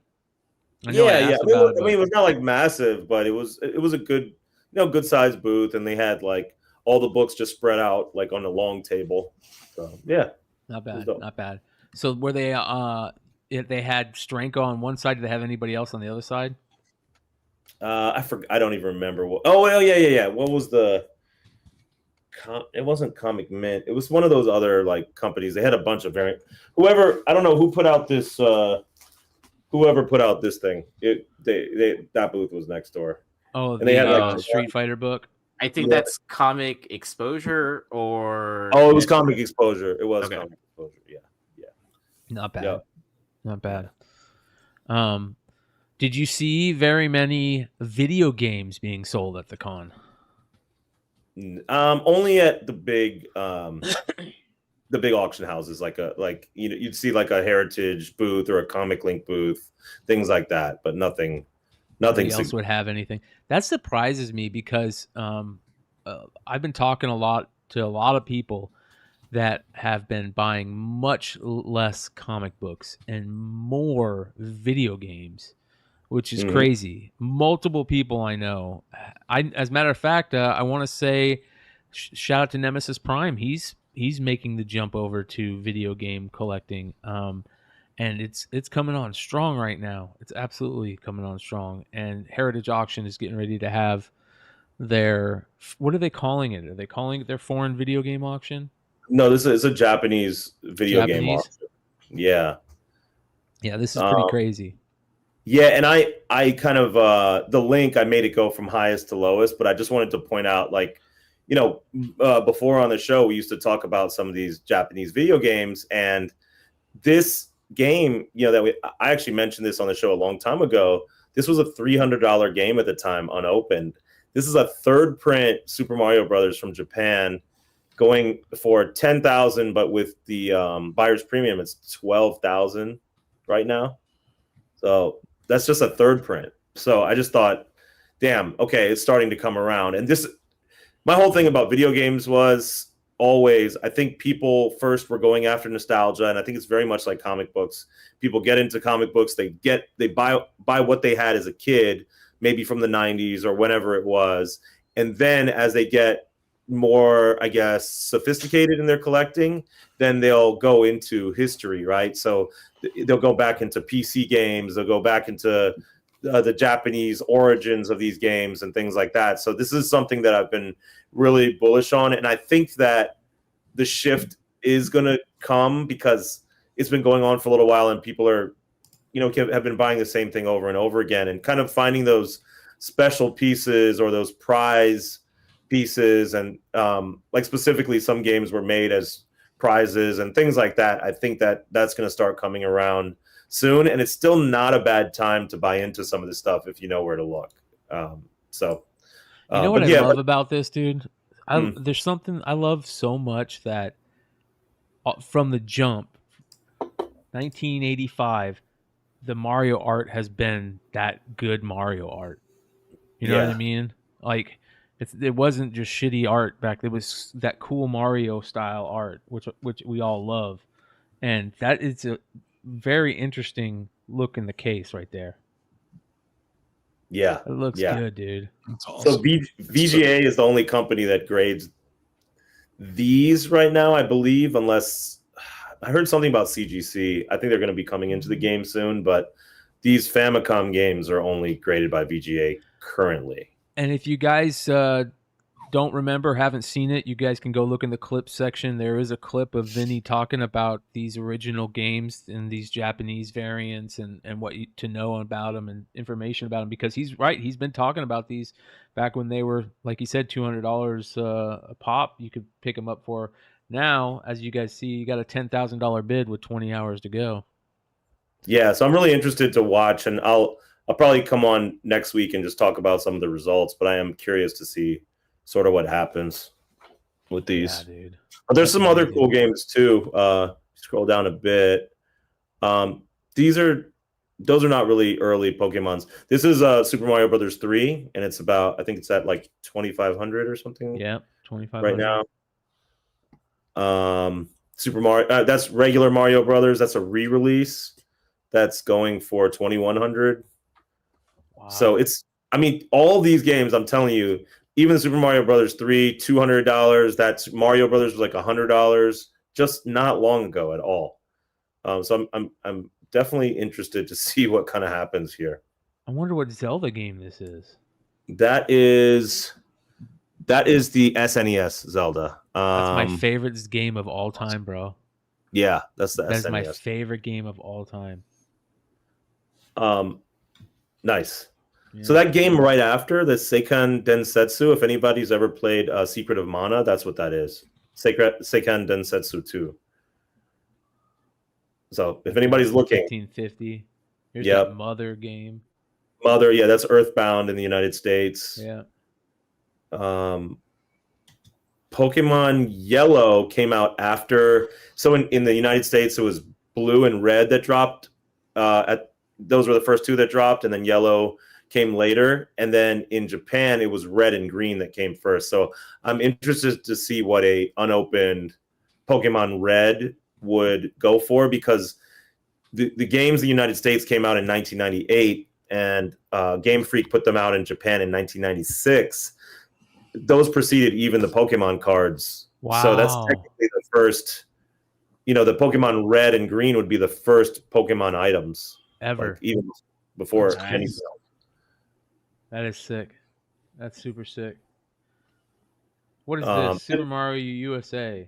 So this is interesting. So Super Mario Brothers 2 was, if anybody remembers the game Lost Levels, it was basically a harder version of Super Mario Brothers 1, right? And they thought Japanese, I guess the Nintendo in Japan thought it was too difficult to be released in the United States. So they instead reskinned a different game called Doki Doki Panic, and then put that out as Super Mario Brothers 2 in the United States, which is why it was so much different from the original Super Mario Brothers. This was then a re-release of the US version of Super Mario Brothers 2 in Japan as Super Mario Brothers USA. That's funny. Yeah. But they even have a Doki Doki Panic in this auction, and I think that's going to be one of the grails. I think it's an amazing game. Here's Duck Hunt. Wow, dude. That's so cool. I love that. Yeah. It should be a shirt. Like right? That original image? Yeah, look how great that is. That'd be awesome. Yeah, I do. 78 was talking about the shirts that I have. Oh, I'll show these real quick. Hold on one second. I saw the boxes because I just came back from Japan like a couple weeks ago. So I saw these in the Nintendo store. They're t-shirt boxes. Oh wow! So those are shirts? Yeah, they're shirts in here. I just haven't opened it. But they're like full. It's like a full. It's like the whole box. But you can see here. Sorry. That's cool, dude. So, are you collecting those, or do you know what size you wear in Japan? That's the thing. I did buy XL. XL. Sean size, Japan, maybe not. Yeah, maybe like I bought XL, man. I don't know if they'll fit. Just buy multiple and then sell them together to make one big shirt. Yep. So this is a re-release of Zelda, for kind of for the Famicom. The first version of Zelda was for a different system called the Famicom Disk, and that preceded the US version by a year and a half. So and do you have one of those? I do. Yep. Wow. Yeah. and they're not even that bad. I'm telling you, like $1,000 compared to a sealed United States version that went for almost $1 million. Oh, $1 million! Holy shit! Yeah. This is something that I've talked about before. This is a Charomera Zelda. It was a version of Zelda that was released in conjunction with a ramen brand called Charomera. It was given away as a prize. It came in a big box, like ramen box, that had a Famicom inside. And this is slightly different than the retail version because it has a different label. And it's rumored, probably more than a rumor, that this came out before even the retail release and as a giveaway and it had about 1,500 copies. Oh, wow. 5:25 right now, 20 hours to go. Jesus. I'm gonna bid on that. Yeah. Here's everyone's what like, is this? everyone's Ocarina like, of Time. I'm not bidding against Vinny now. Yeah, I'm going big, so don't mess me up. That's why Binge back up. That was a first Tekken that you just passed. That was a Tekken #1, the Japanese version of it. Wow. Right now it's sitting at 500, but that's pretty cool. How I mean, but you compare these to the US versions. Like a US version went for 40 grand. Like, so I think once it catches up, like there are some real deals to be found if you're looking for the historical like first releases of these, because many of these preceded the US market by like a year or 6 months, or and if you think about it, these were the first versions of these games. I think a lot of us are just really focused on nostalgia, and I am too. But ultimately, I think it's if you're looking for history, these are the types of things to go for. Well, this one's interesting because that's Animal Crossing. It was never released for N64 in the United States. It was only released on GameCube first. So people have been buying the GameCube version of Animal Crossing, and I think they don't even know that there's actually an N64 version that preceded it in Japan, only in Japan. $300. Mm-hmm. Doom. Yeah, but that.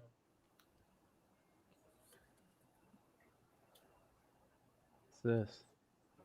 I don't know. I don't really pay attention to the DS stuff as much, but here's Turtles. Yeah, that's the second, that arcade type version of it. Man. That's Metroid. That's awesome. That's the Famicom disc. They're about this big. So that's the first version of Metroid. Also preceded the US version, I think, by about 6 months. Wow, dude. That's cool. There's a lot of. That's a big game right there, dude. Yeah. Oh, that's Star Fox. I didn't even notice that. Yep. You're right. 64. That's a huge game right there. I'm So surprised we haven't Sylvester seen much. Look at this, Mega Man. Mega Man 5 was Pac-Man. I'm surprised we haven't seen much Sonic stuff. There is a Sonic in here somewhere, but I think it's a Japanese version of it. The Japanese version, I think, dropped a couple days after the US and UK version of it. Yeah, it's Ninja Gaiden 2. That's badass looking, man. That'd be a great poster. Yeah. Cool. And the other thing you can collect is they actually have. Oh, this is Transformers. Look at that. Yeah. Takara Famicom. So I don't know if you guys know, but like Transformers and was. What's that? Transformers and G.I. Joes were both Takara, right? I don't know if G.I. Joes were, but were they? Yep, Takara. Yep. But they were released in Japan. They weren't released in Japan first, though. Not first, but they were released under Takara Toys in Japan. Okay. Yeah. Okay. So the Transformers in Japan were rebranded as Transformers. So they were released in 1984 and then rebranded. So this is one of the earliest Transformers related video games. I think maybe the earliest. Wow. That's interesting. What is the very first? Do you know the very first? Oh, look at this. Here we go. It's the Madden.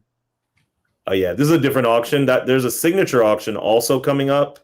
That's a later print of Madden. But that's kind of a grail for me too. Yeah, Doom is pretty crazy. Yeah, that's the shareware version that preceded the retail.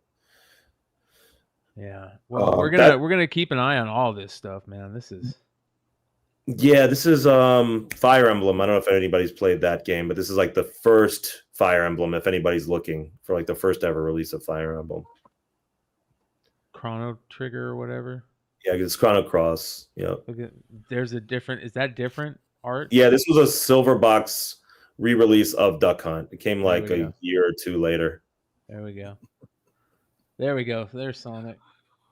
Yeah, there it is. That's a Japanese version. When VGA says qualified, it means it's been open but unused. Oh wow. Yeah, and that next game is Doki Doki Panic. I think if anybody's looking, this is like a big piece of history in my opinion. That's the game that later became Super Mario Brothers 2. So that's like the OG version of it. And some major characters, those Ghost Kid characters, right? Those little That was the thing. That was the thing. So they reskinned this game that was made by Miyamoto, who also did Super Mario Brothers 3, right? And like other parts of the franchise and Zelda. And they were like, let's just this game, I believe, was made for some kind of convention, especially. They reskinned it. It kind of had that Mario feel, and they've now since integrated a bunch of these characters, like the Shy Guys and other characters, into, essentially the Marvel universe. I mean, not Marvel. What am I talking about? The Mario universe. So it was a pretty. It has a lot of historical importance, and it's actually not the easiest thing to find. You don't see a ton of them. You see a handful of them, but you don't see like just tons and tons of them. It's everywhere. Also where the thing with the princess being able to float comes from. Yeah, right. Exactly. Yep, yeah. It sure is. It's crazy, and they did cool things like in the Mario movie. They used like the little symbol from the Famicom disc, like on one of the stores, and they did things like that, like just as throwbacks to some of this stuff. That's sick. There's a Biohazard 2 right underneath that. That's Resident Evil 2 in Japan. They changed the name from Biohazard to Resident Evil over here. So that's cool, dude. Well, yeah, we'll keep an eye on this shit. Yeah, a lot of cool stuff. Look at that, Shadows of the Empire. Man, I just want to keep going. Super Concept. Yeah, Street Fighter. Yeah, it's a lot of cool stuff. Look at that. That's the OG version of Night Trap from Japan. The one right above it. Wow. Yeah, Night Trap. Yeah. That's crazy. That was a big deal, that game. Yeah. F-Zero. How do you play OG Nintendo to your regular TV? You use a Switch? Is there a service you can subscribe to? Is that not possible? Yeah, you can download an emulator for your computer, bro. Yeah, you can download an emulator, but yeah, I mean, I think they do provide some of those older games like through the Switch, probably through like the online for free. Yeah. Well, and then like they had stuff like what the Nintendo Classic, the SNES Classic, stuff like that, where it's just HDMI connections to your TV, because you would need an old CRT TV to play an old console. Yeah, they say there's connection, but I doubt it's got to be so bad. Well, it's gonna frame it because all TVs now are widescreen, right? Yeah. Mm-hmm. Well, I can. It's gonna look. It's so gonna. if I want to play Mega Man or Super Mario in my living room, I would just. Can I do that? I would just get my main question. Well, so you could get like something like a Raspberry Pi, and then add a bunch of emulators off the eBay. So I have the NES Classic, or the one that Yeezee was talking about, and it's modded with the Raspberry Pi, so it's got like thousands of games on it. Oh, that's cool. Yeah, but I just bought one off eBay. Like somebody modded it. Yeah, because you can jailbreak an SNES Classic or NES Classic, and then but people obviously already do that and sell it on eBay. Yeah. Hold on here. So I would just buy it unless you want to sit there and program. But no, I'm fucking done. You met me before. I'm buying it. So much easier. It's okay. I'm not done, but I beta solve my problems sometimes. Yeah. You don't want to sit there and have to flash some hardware, Bro, we finally got Plushy Bear in the chat though. We got Plushy Bear now? Hell yeah. Congrats. No way. Look at that. Unbelievable. Is this the real Plushy Bear? Oh, I'm sure it is. Has to be. Definitely couldn't have made that account since we just started talking about him in the last hour. All right, it's so the same let's account get that into made that Ben C one, right? Yeah. Let's get into the market report here. Starting off with some goodies. Here we go. Hold on here. What is going on? Why is my StreamYard not working so well? We're here. I know you are, but it's not. There we go. There we go. Just like that. Okay. Starting off with some really nice, absolutely beautiful keys that all have the labels done on them. Okay, that's a $3,400 9.8. I didn't know that. That's insanity. All right. Well, I mean, I feel like it's retained its price since like COVID bump, right? Okay, but I didn't think that was the price. The same price as a Spidey 300. Like, it's a good cover. It's like iconic, but but nothing happens in the story to make it like an awesome key, right? Like, there's no first appearances, or I'm there's okay, no. I'm okay with that part of it. I just, oh my gosh, man. I'm sorry. I did not mean to do that. We're here already, bro. Yeah. Play the intro. Yeah. Or outro. Yeah, I did not know. Okay, I'm looking this up right now. Oh, for classic or previous sales. Dude, that's all I would have been looking for is newsstands of that. Right? Try to get like 39.8, call it a day. Retire. I retired off of Hulk 340. Okay, after divorce, bro. What are you talking about? Retire. That'll never happen. Yeah, that's true. I'll probably still be like 98, still like trying to sell something like, you want to 100%. buy like my pills? Hey man, I was selling it at swap meet when I was 11. Right? I'll never quit this.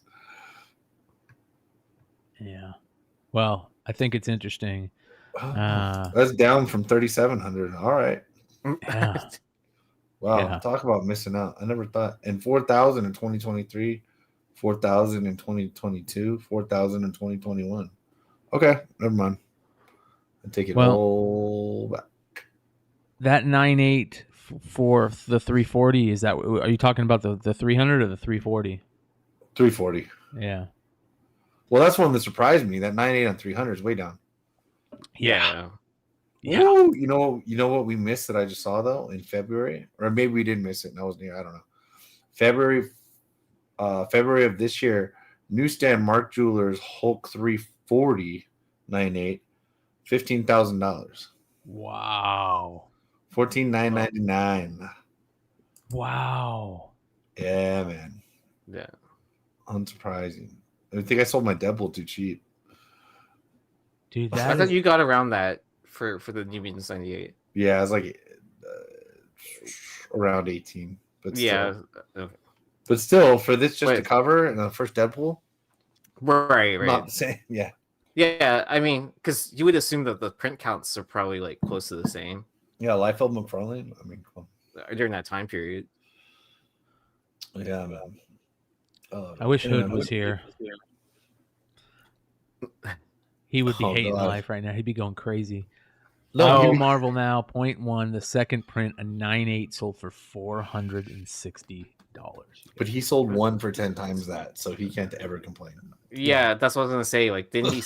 Like, even though he has like literally 10 times that. Yeah, and then he has 4 more still. So like, he's mad that he's got the 4 more. That's the problem. Yeah, because I'm mad that I've got 2 of them that I didn't sell. Yeah, that price correction isn't that bad, but that is pretty bad considering I don't know her movie drops on what, the 10th. You know who told me something very interesting? Ronnie, Comics World Florida, said that when he was in the hospital, I guess the girl that plays Kamala Khan stopped by and talked to the kids in the hospital or something. She did it 2 days of the week he was there or something, and that's pretty damn cool. And he said that they just were in love with her, but I don't know, man. I think that's a character that they plan on staying. You know, they plan on just running with that character. So she's gonna be around. She's gonna be around because if you watch the kids shows right now, all these characters are ingrained in all the kids shows. Even Riri's in the. My 5-year-old is watching shows with Riri. Yep. Well, and then isn't she like co-writing a Marvel book anyway, a Miss Marvel book anyways? She might be. Yeah. Or she's like on the writing team or whatever. I mean, I don't think she's like yeah. Yep. But for $460, man, jeez. Would you buy in at that price? Listen, I'm gonna say something. First appearance. I'd buy the CM17 second. Man, I see some of the prices that I see going through market reports and looking at weeks of sales, and it's disheartening sometimes, man. It's disheartening, dude. I mean, that you know, but this is interesting. This Amazing Spider-Man Renew Your Vows 1 in 50. I did not realize that was a 300 plus book raw. I did not. Okay. I don't know if I'm crazy or if there is a renewed level in the Campbell stuff. You know, the one that we all grabbed at San Diego was a really, really, really good cover. I'm seeing people still starting to buy Campbell stuff. I don't know it's because I like Campbell, because I pay attention to his books, because I buy and sell his books, etc. I don't know if that's the reason, but he seems to be maintaining a pretty decent stuff on some of these books like this. So I definitely did not know that this particular one was $326 at auction in this current day and age, only $100 less than the point now second of Kamala. You know? Yeah.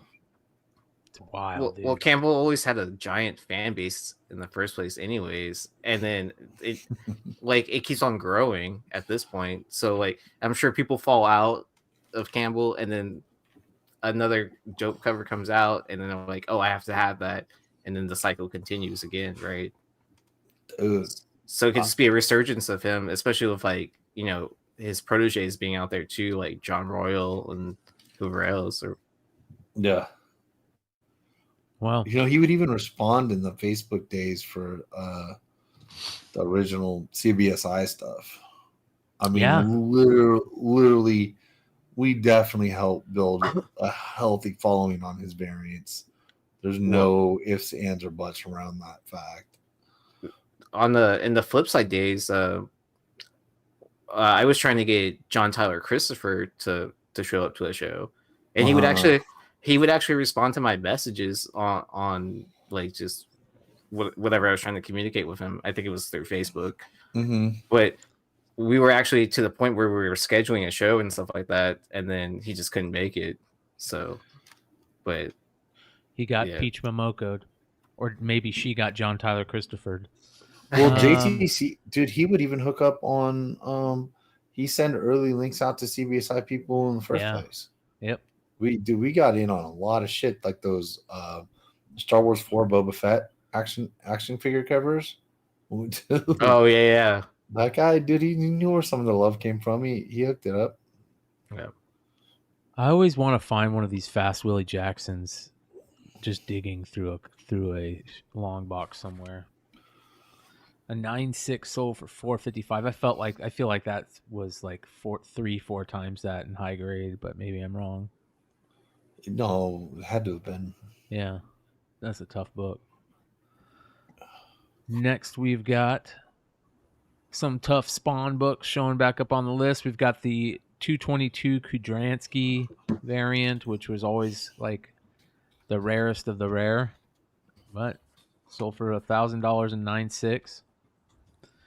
And then these were the books that Sean was talking about, like BigLegg was talking about last week. The Spawn 185 headless variant in a 9.4 sold for $355. Yeah. I've been all over that in a 9.4. Yeah. That one's tough. I've always really enjoyed that one. Oof. Yeah. That Credancy 9.6 for 1,000 also. Oh my god. Yeah. Or Kudransky, yeah, I know I'm saying. That's what I'm saying. That could possibly be the rarest. That could possibly be the rarest Spawn. Wow. A 227 9.8 sold for $1,200. That makes sense. A 189 sketch and a 9.4 sold for $1,530. Wow. Damn. Yeah. And then Strange Academy won the 1 in 50 Opeña, which is so beautiful. In 9.8, it's still at $1,000, which is pretty damn good for that book. That's crazy. Yeah. I feel like 1,000 was its high, and it's still there. So, Planetary #1. I've never seen this book. Have you guys ever seen? Is this a variant of Planetary #1? I don't remember Planetary #1 looking like that. And it's signed by John Cassidy, and it's a 9.8 signature series sold for $1,300. It's crazy. That's my absolute favorite series. Really? Really? $1,300. It's crazy price. Yeah. Wow. Yeah, that's a good series, man. Old school. That blows me away. So is that that's just the regular cover, huh? Yeah. I've never seen. I don't remember it looking like that though. From what I can see, it looks like that. Yeah, I thought so too. Yeah. Does it? But a signature series for $1,374. That's pounds. Imagine, right? Or is that Canadian? It would say Canadian, right? Well, I thought they if put it's Australian, it's like half that. I thought when it's slanted like that, it's translated from a different currency or something like that. Okay. So I think that's a U.S. price, if I'm not mistaken. Okay, that makes sense. I remember we were talking about this book last month. Like it was selling for ridiculous amounts, and now you can get a 9.8 for less than $400. The Tarot #1 1 in 50 Nakayama. Oof! Wow.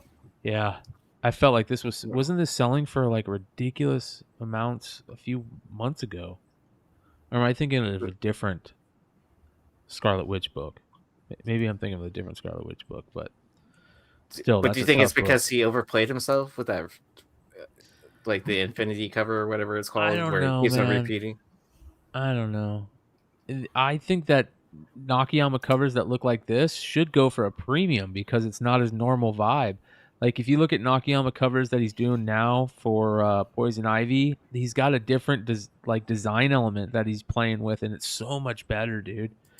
And he was great to begin with, obviously, but the shit that he's doing for Poison Ivy right now, oh man, it's fantastic. So it's a different vibe than his normal stuff, but I don't know. That Taskmaster 3, the famous Taiguchi first appearance, and killer cover by Alan Davis. Tough book. I think that's like back down to the price when it was first released. Out the gate, yeah. 200 raw for a long time. Yeah. Honestly, like if anybody has had a chance to have one in their hands or Zoom, that cover is better than it looks. Yeah. Oh, is it? I've never actually had one, but I've pressed a handful. Mm-hmm. Also, to be honest with you, I don't know if it's just the copies I got sent. Like they're not perfect. And these weren't from dealers. These are from collectors that I'm talking about. So I don't know, but that thing looks cool as shit in hand. That whole Taskmaster deal. Yeah. And there's a newsstand 9.8 of the Amazing Spider-Man 36. I feel like that's low in price. Yeah. Under $500, you guys. You can find some great killer books for under $500. It's unbelievable. Sean, did I ever tell you about the newsstand guy that I found in LA who was selling? He had a newsstand, and he had a bunch of 90s books, newsstand versions that he put on the racks, and he was selling them like in bundles of 3. And I ended up grabbing like a bunch of stuff from that guy. Really? Yeah. Yep. No. This was a few years ago. But he had I grabbed 2 of these from him too as well. So oh wow. God, yeah. That's a great book. And it means a lot. I mean, I know newsstand's got to be on the front of that. They can throw the barcode on the back just one time. Yeah, but it is, but it is what it is. And to be honest with you, just because I don't know history, I love it. Like I got a new copy of that to press or something from anybody. Grab a cross copy of that. I actually take a second and think about it. So. Oh man, I'm stuck over here reading the live chat. All right, moving on. Here's some interesting books. Walt Disney's Dumbo. Okay, first Dumbo appearance. Beautiful cover, killer cover. I told you guys, I've talked about it before. There's something about these old Disney books that I pull to, I gravitate towards, and I don't know what it is. Maybe it's just they look cool. They remind me of being a kid. I don't know, but 1941, first appearance of Dumbo, sold for $1,000, high grade. I don't know what that is, but looks nice. And then the Walt Disney's what is this, Vinny? Isn't it? We talked about this early on. This first Mickey Mouse. This is his first comic book appearance. Yeah. There was a earlier book. I think it was called a Mickey Mouse book. I was actually just looking for it. It's from like 1931 or 32. Yeah. That preceded this, and then there was another regular book that came right after that. And there were other like Disney books with Mickey Mouse up until like 1939. So this is a later book, but this would be considered the first comic book. Yeah. Yeah. $7,000, 7,200, over 7,200. So, 2 just beautiful books. I love them. And then this absolutely blew me away. 9/8 of Miss Marvel 18 sell for $1,200. That's always been a tough book to find, period. I get it. But I can't believe that is a $1,200 9/8. Unreal. I think just going and buying like 9.8s of like a bunch of these characters would have been like a good investment. No, it is now. Just go, now. Go right now and buy that. You know what I mean? Yeah. Think about this. So we've got all this blah blah blah, Dazzler, Taylor Swift, whatever.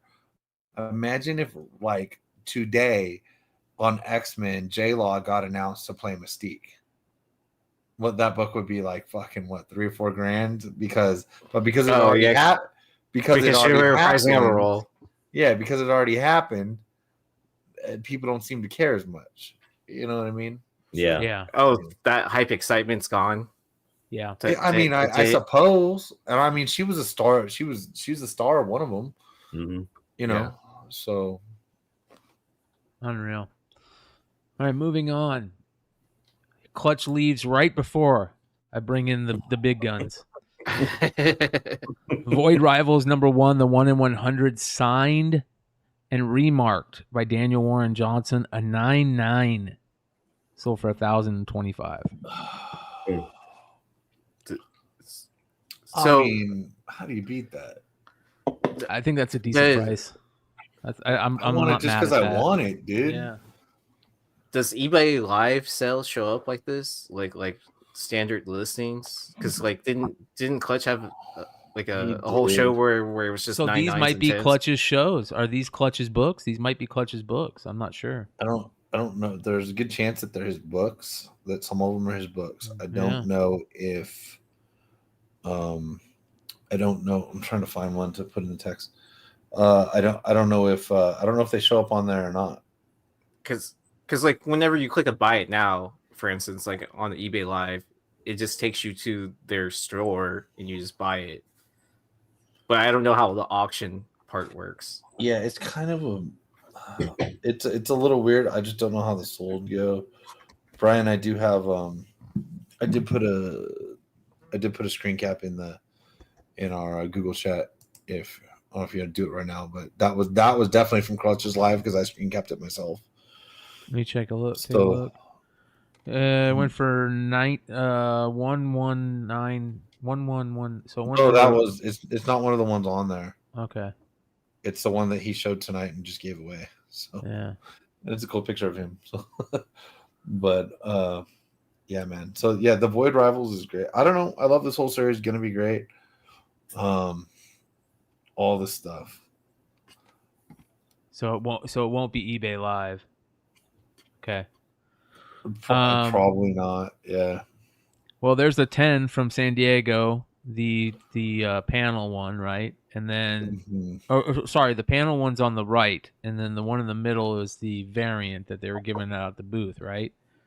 No, the one on the right was for sale. The one on the sketch of the one on the right was the panel one.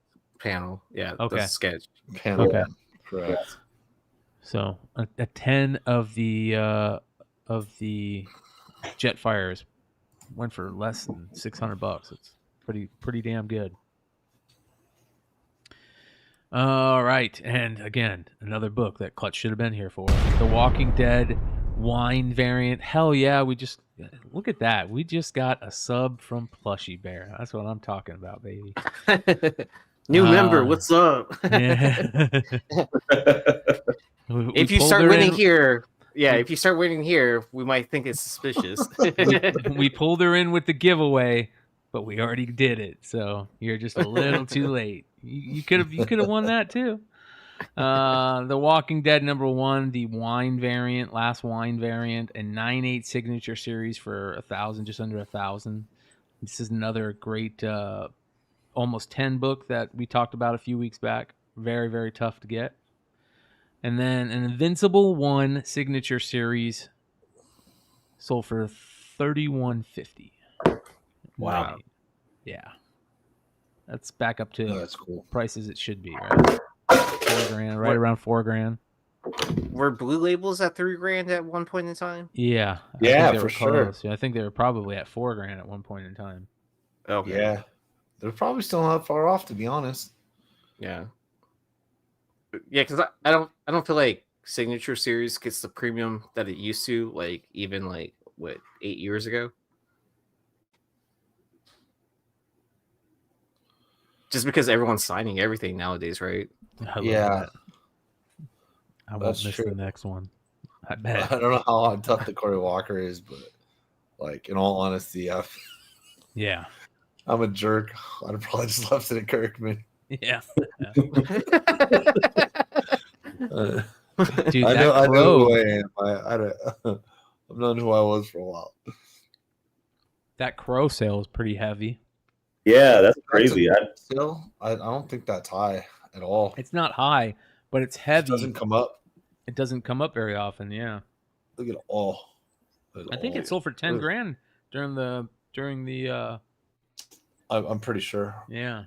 I think even higher. But the Caliber Presents goes for even more, or what? Less. I don't think so. Really? No, with that cover, man. Yeah. That is good to know. You know why? Because I bought a Caliber Presents back in the day, and the guy accidentally switched orders and sent me the Crow #1 CGC graded instead of the Caliber Presents. So nice. I was always mad about that, but now I'm not mad. Good to know. The guy sent you money. That's what happened. Ooh. Years ago. Nice, man. So the guy tried to bait and switch you and then ends up screwing himself. Yeah. April 2022, 14,400 on that Crow. So yeah, basically double. And we're going 2023 January 9,300, July 10,000. Wow. So it started out high and then it dipped down for a bit, and now it's increasing back. Oh, hey man! Every once in a while, yeah. Hey, listen, it's gonna get worse, you guys. It's gonna get worse. I'm telling you, if you have some money that you put away waiting to spend on keys, you are a happy camper.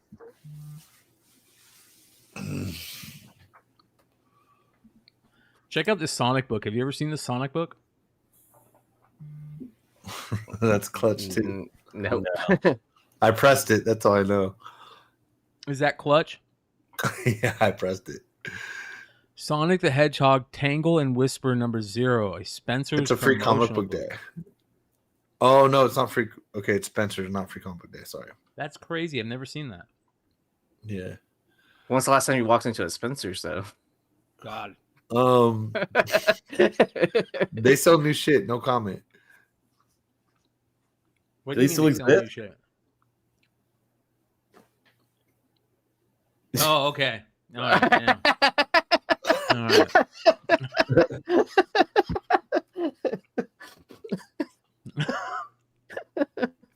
Yeah, I'm just gonna leave that at that. Like we can't say people be fucking.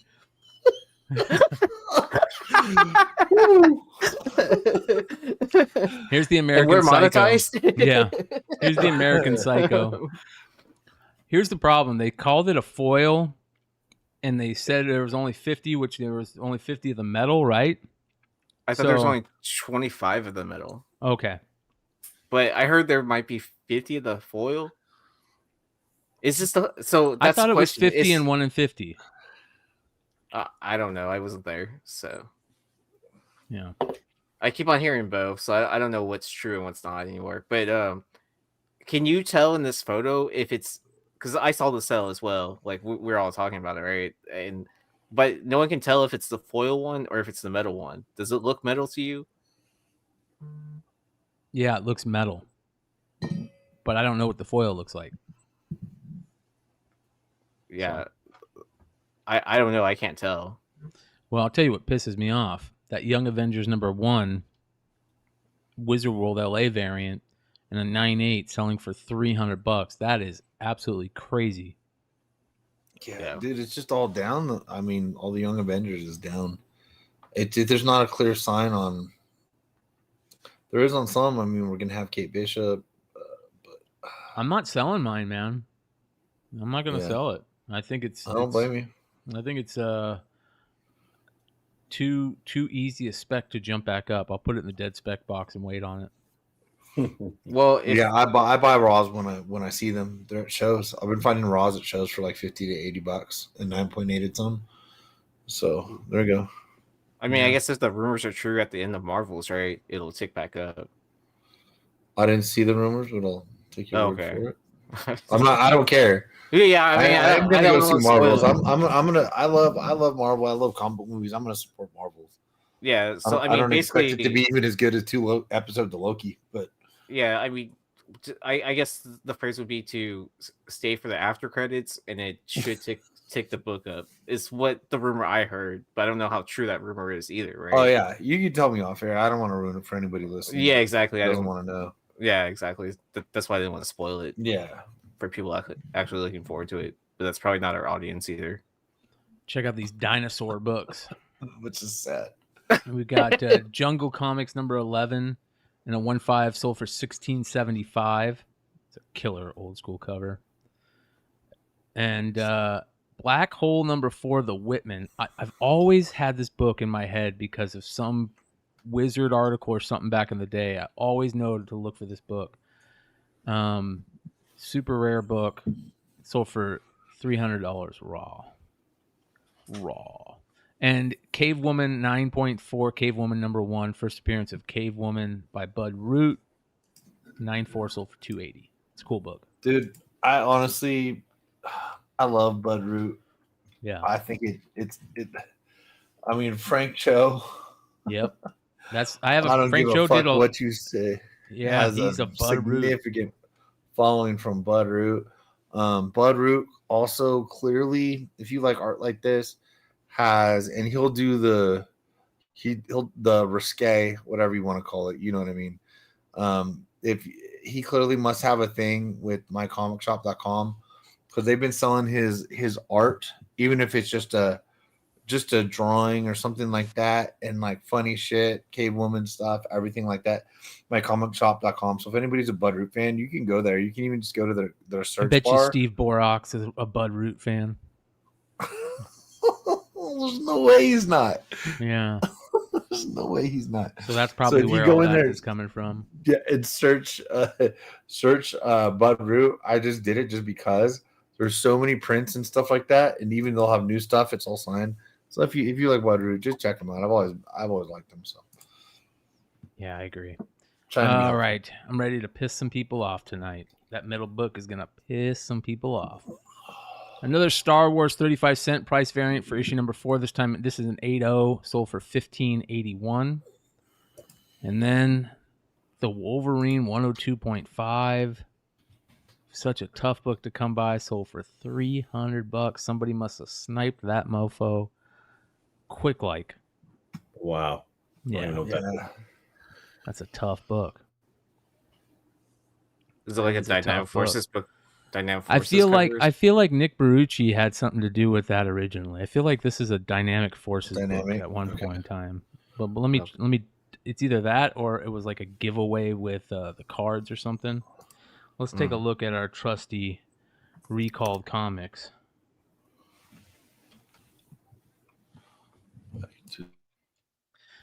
All right. 102.5 was a mail-away comic for Fleer trading cards produced by Marvels and apparently fits in between 102 and 103 for continuity purposes. Written by Dan Slott with art by Mark Buckingham and a Boris Vallejo cover. That's actually pretty cool. Yeah, dude. Super rare, man. They also had signed ones, I think, at one point. Let me see here. Note that there's also a Wizard Authentic variant of this comic, which sports a holographic logo on the cover and is signed by Boris Vallejo and comes with a Wizard COA. The signed one made me think maybe it was Dynamic Forces, but damn cool book, man. Damn cool book. Tough. And then somebody went crazy. Some big Deadpool fan out there. That 102 sold for $250. Wow. Some Deadpool fan out there was over it. He's like, fuck this. I'm done being a Deadpool fan anymore. I'm selling all my stuff. He sold his Siege number 3, the J. Scott Campbell variant, for $15.50. And then he dropped all of his Wolverine number 1s. Yeah. He said, I am done with being a Deadpool fan. I'm selling all my comics. Same guy sold all his comics. So, which guy was it? It was this guy. He was a Deadpool fan. It was all Deadpool stuff that he sold. He sold all the variants. All his lots were like Deadpool lots, and then he had like 3 listings, or was it 3 or 5 listings of this? Yeah. I wonder if I sold mine too. I sold my copy of this to a guy just like that, like years ago. I wonder if this is one of them. Yeah, could be. He sold a lot of them. It's like the Deadpool guy or some shit. And he sold that one on the right at the same time. Oh, okay. Wow. Yeah. Which I've never owned. All right. How about this one? Cobra number 19.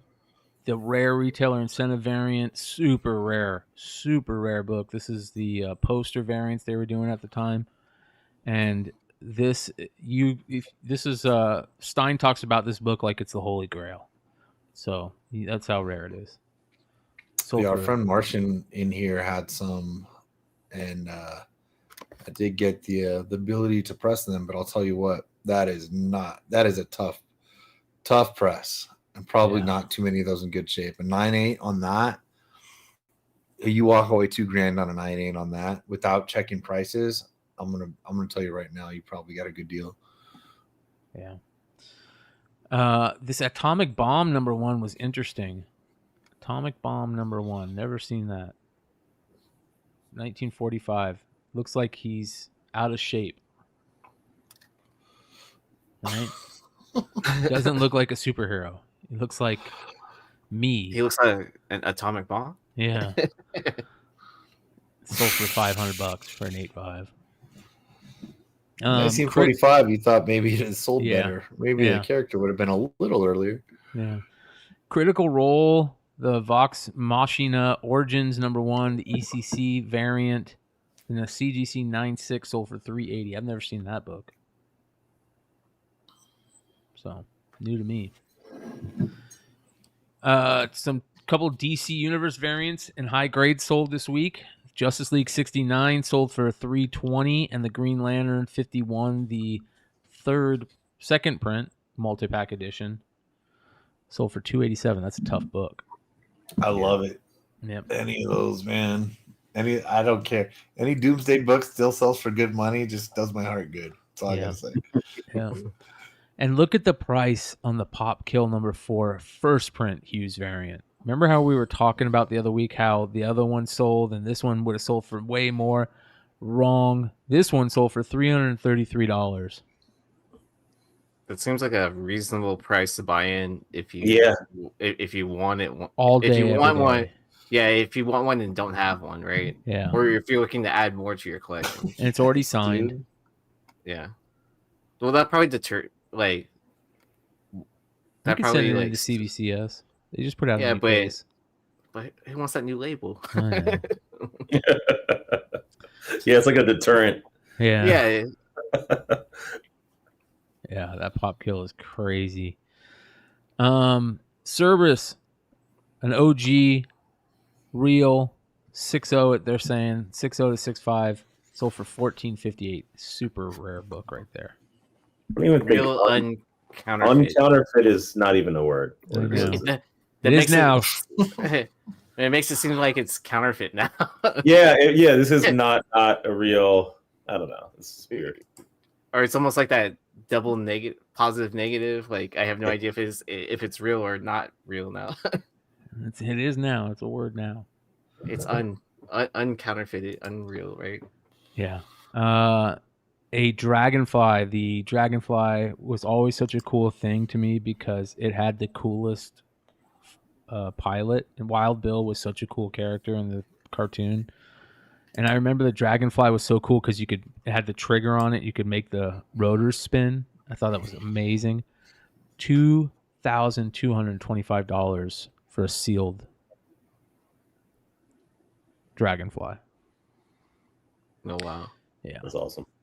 And then we've talked about it before, but it is probably the worst G.I. Joe toy ever put out.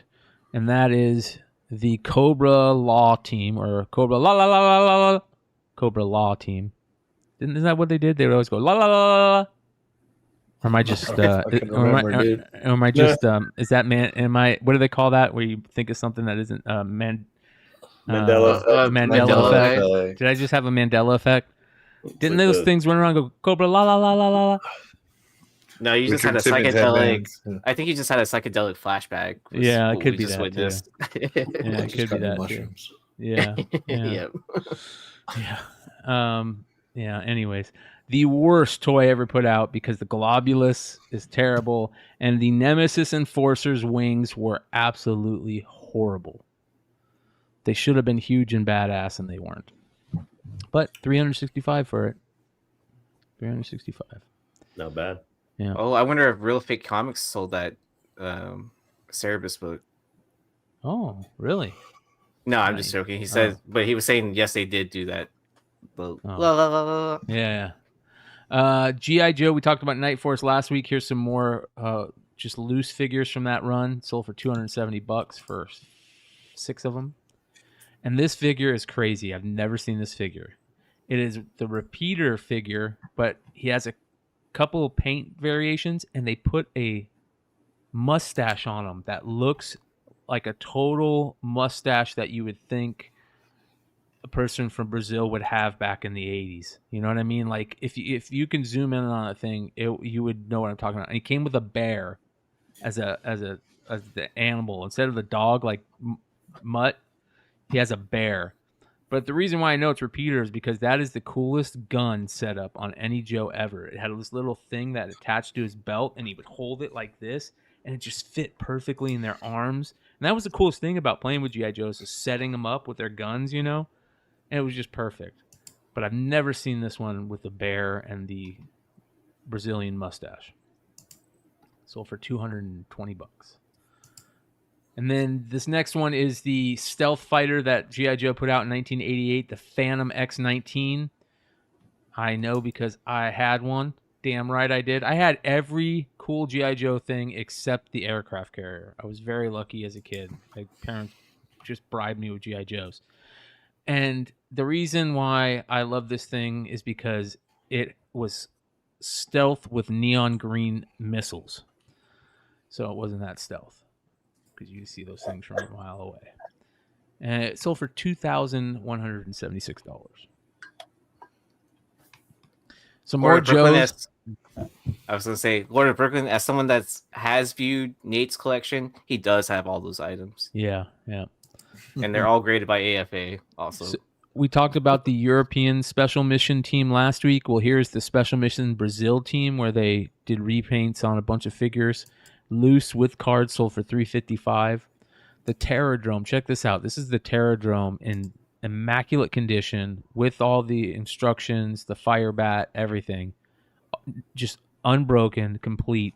Sold for $1,100. Crazy, right? Yeah. I have never seen this Star Wars poster, and I want one now. This is badass. It says it's Empire Strikes Back foil movie poster. Is this a Mondo poster? Is this an original poster? I need to find out because I have to have one of these. This would look so badass framed in like a black, shiny frame, really nice black frame. Beautiful. So if anybody knows, let me know. That'd be a cool comic cover since they're doing the movie frame posters anyways. Yeah. No. 2 of the Pokemon Game Boy games, and Vinny, you were talking about it. See, synchronicity, man, it follows us. Yeah. You got the yellow, which you were talking about, right? Mm-hmm. A Wada 9.4 sold for $32.50. And then what is that? Fire Red? Was that the original red, or was this a new one that they made? No, that's a different one. And then I think it was the one for the Game Boy, and then it was the Player's Choice is like a reprint, like a reissue. Gotcha.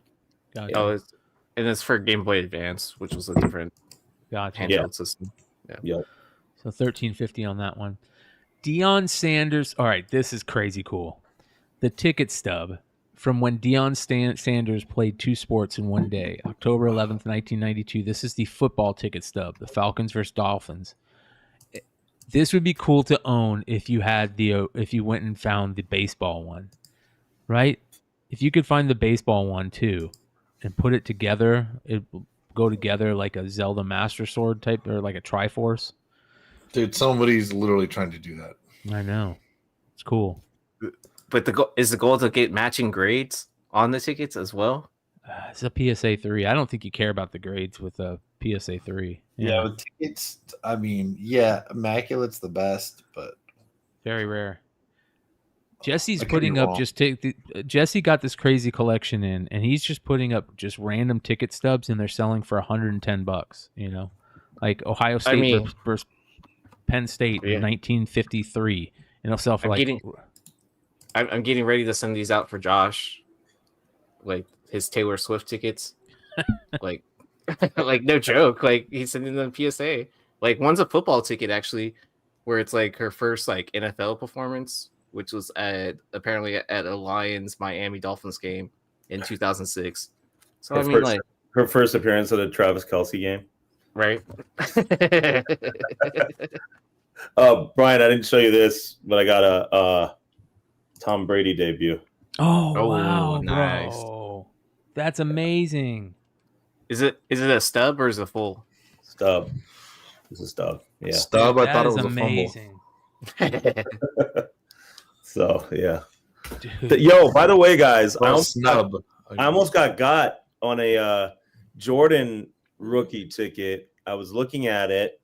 The price was extremely reasonable. And this person on eBay, they listed it just so everybody knows and they don't get caught like this. They were like, hey, in the thing, it said, email us if you want to buy it, right? And so I emailed them, and they were like, "We'll put up an eBay link for you to buy. What's your email? Or we'll send it to your email."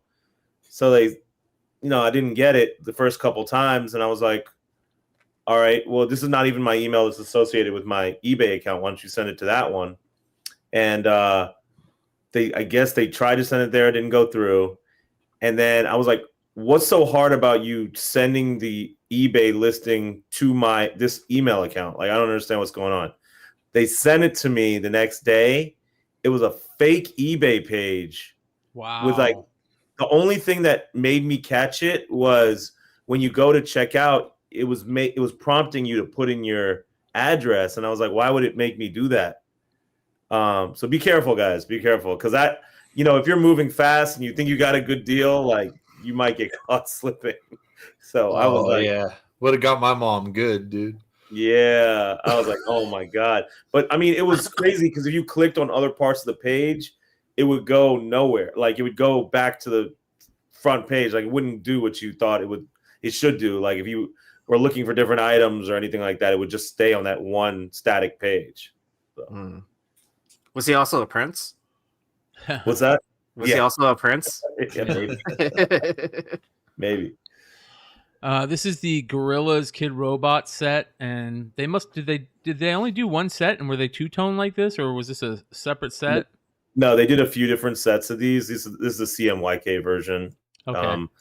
That Kid Robot did early on. They did big ones and they did smaller ones like this. And yeah, I mean, these are like one of the early Kid Robot sets of toys that they did. That's cool. Yeah. These Resident Evil 3 figures sell for a grip. A bunch of them sold this week, and this is one that sold for a ridiculous amount. Nemesis sold for $360. The Santa Cruz blind bags are still selling. This one's still sealed, and it sold for $420, of course. Star Wars Power of the Force. So this Power of the Force 2 run is usually just not worth anything, but sometimes you'll find certain figures that are, and some of these freeze frame figures are rare, and there's also some rare variants in there that we'll go over at some time. But the freeze frame Weequay figure, I guess, sells for a lot. As you can see, this is a AFA 85 sold for $282. And then you guys, the comic packs are still getting big money for certain Star Wars comic packs. This is the Keldroma and XR Kun figure pack, sold for $455. Nice. And then I love this Slightly Stupid poster with Slightly Stupid and Sublime in Rome. I could care less about Slightly Stupid, but I love how it's a Jabba the Hutt just fucking token away. So it's pretty interesting. Sold for $80.50. Oh, with Atmosphere. Nice. All right. Yeah, Atmosphere is badass. Yeah. Shout out to Slug. These Ben 10 figures are expensive. A bunch of them sold this week. Yeah, like 10 of them sold this week. And as you can see, they get decent money. Wow. 8 Mile, the graded sealed cassette. It's graded a 7 by AMG, sold for $146. And then Nirvana in Utero cassette, graded a 9, I think, by IGS, sold for $386. Speaking of Nirvana, how about a Kurt Cobain Polaroid? And it looks like he's holding his daughter, and it looks like he's sitting next to Courtney Love, which is crazy. So sold for $600. That's kind of like a really sort of like important photo. Yeah. $600. Yeah. Yeah, the guy who thinks they did good for $600 did not do good. Yeah. They needed to add the tagline, taken by Andy Warhol. Yeah. Yeah. Anything other than just Kurt Cobain Polaroid. Like, unless you're someone who is such a fan that you only search for Kurt Cobain. You know what I mean? It's a cool thing gotta to put have. in like put in Nirvana. I mean, anything you type in the Kurt search Cobain, stuff. Polaroid, Nirvana, one of a kind, $50 million, make an offer. Yeah. Courtney Love, like. This is kind of cool. Killer. I was a huge Nine Inch Nails fan during this time period during the 2000s. Fragile album. Oh, dude, everything after everything from Fragile on are my favorite Nine Inch Nails stuff. But I am a disillusioned Nine Inch Nails fan now because Trent Reznor is becoming one of the biggest pussies in the world. But I do think this is super cool. Absolute Nothing poster from the Fragility tour. Fucking cool, man. Yeah. So for 2,550. That was my favorite Nine Inch Nails album. Oh, bro. Dude, I was in high school and I'm in the 90s. I'm going by the gym, right? I think I'm a freshman, right? And so I'm walking down and I hear, "Hey, ask him, he'll know." And it's like 4 or 5 black dudes, and they're like, "Hey man, what's NIN mean?" I was like, Nine Inch Nails, it's a band. They're like, "Oh, okay." Because that year, all of a sudden, everybody in school had an NIN t-shirt. Yeah. Ask him, he'll know. That's funny. This is super cool. 1968 Coca-Cola Aretha Franklin original store standee. So it was just like a store that they put in like the corner stores, or you see they got those standees for promotional items. But this is one for Coca-Cola, and it's got that psychedelic art with Aretha Franklin. This right here is history. Also, this is super cool. So for less than $500 for this is bonkers to me. $227. So, and then I would love to own this. It's a big, huge horror poster. Astounding. It's called The Astounding. Oh, wait. Dr. Dracula's Living Nightmare from the 1950s. Look at that, dude. It's got the eyes. It's got the chick, the hot chick. It's got the head, severed head, the graveyard. Like, that is a badass 1950s movie horror poster right there. $550. It's probably massive, too. Oh, yeah. All right. We got a couple more here. We have got this crazy original concert club ticket books. Let's see what's in this. All right. Let's take a look here. Some cool stickers. You got Descendants. You've got, I'm trying to see here. Can't really check. I can't really see very well. But Is that middle one a ticket too? Let's see here. I'm trying to see if there's anybody. But look at these old tickets, man. Old school Circle Jerks flyer. Are they inside a sleeve or did they paste them on there? So no, they're these old school photo things. They had like an acetate that you would pick up and you'd put them in there, and that just kind of holds it in there. Okay. Yeah. Oh, like those old photo albums. Yeah. Okay. I was about to say, man, they really messed these up. But that'd be the most punk thing to do, right? Yeah. Paste them in your journal. Absolutely. 7 seconds. That's cool. Oh, nice. Classic. Red Hot Chili Peppers. Oh, Bad Brains. So I should have Bad done this Brains. taping them to my fucking wall, huh? Dude, this is crazy, and they're still full. The Dead Milkmen, Butthole Anybody Surfers, see Operation Ivy play last week in the backyard? the Circle Jerks. Look at that You got to see Op Ivy, you said? in the backyard. Me? No, I'd Oh. be in tears. I wouldn't even be able to get off the floor. Suicidal tendencies. No, they happen. Aaron, I'll send you. I'll send it to you. That's Black cool. Flag. Or go through my story. Okay. I think I posted in less than the last 24 hours. All right. REM. I'll check when we get off air so I can hear it too. Billy Idol. The Go-Go's. I was singing along on the toilet. The Pretenders. Instagram, baby. This is nuts, dude. The Circle Jerks. X. So I got to see the Circle Jerks like The years later, Ramones. like on one of their reunion tours. Keith Uh-huh. Morris still goes insane on Yeah. stage. It's Oh. it like U2. I mean, even though he's just like a beach bum or whatever, like he's fucking amazing. Like once he gets that mic, and then Dead like Kennedys. oh, The Who. Dude, a friend of mine photographed their show like 2 years ago professionally. Holy shit, dude! She showed me these pictures. Yeah, Devo. They go fucking hard. I was not able to be there. Yeah, I mean, because like he'll hit himself in the head. Like he has like super long dreadlocks now, and like he's running on stage. Like, yeah, I'm Dude, sure like she captured. Yeah, this is amazing. It keeps going. Sold for $631. Wow. Fuck that, dude! You sold your soul for that. I wouldn't have done that. I would have been like, all right, screw this. If somebody wants what I did for like $15,000 and I need the money, okay.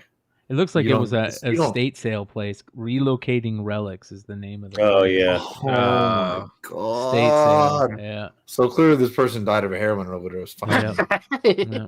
Dude, check out this freaking poster, dude. This is a 9 Inch Nails poster from 2014. Look at this, dude.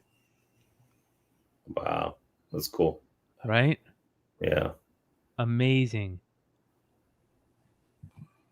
Sold for $581. Just beautiful. Signed too. Out of 400. That's cool. Check this out.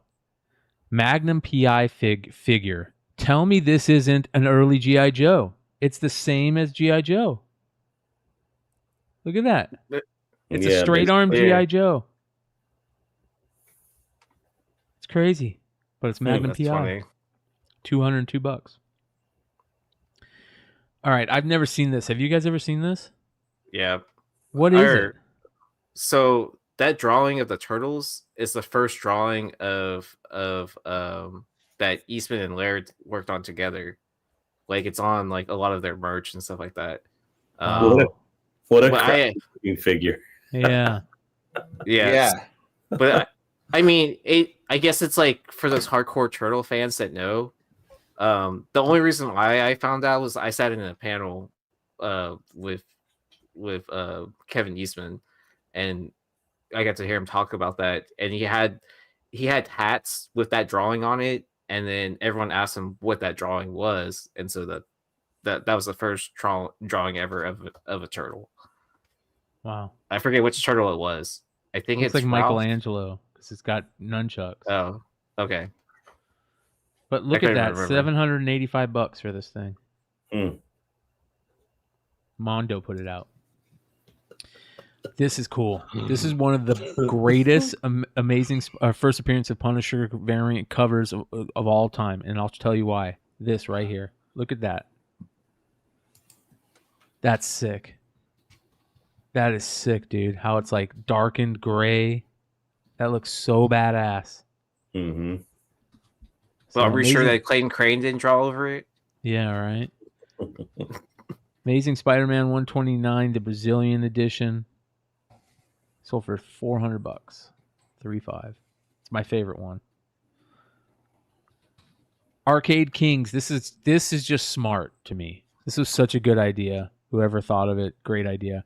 Arcade Kings blank of #1, and they had somebody sketch the Mike Tyson from Punch-Out on there. So I thought that was pretty cool. All right.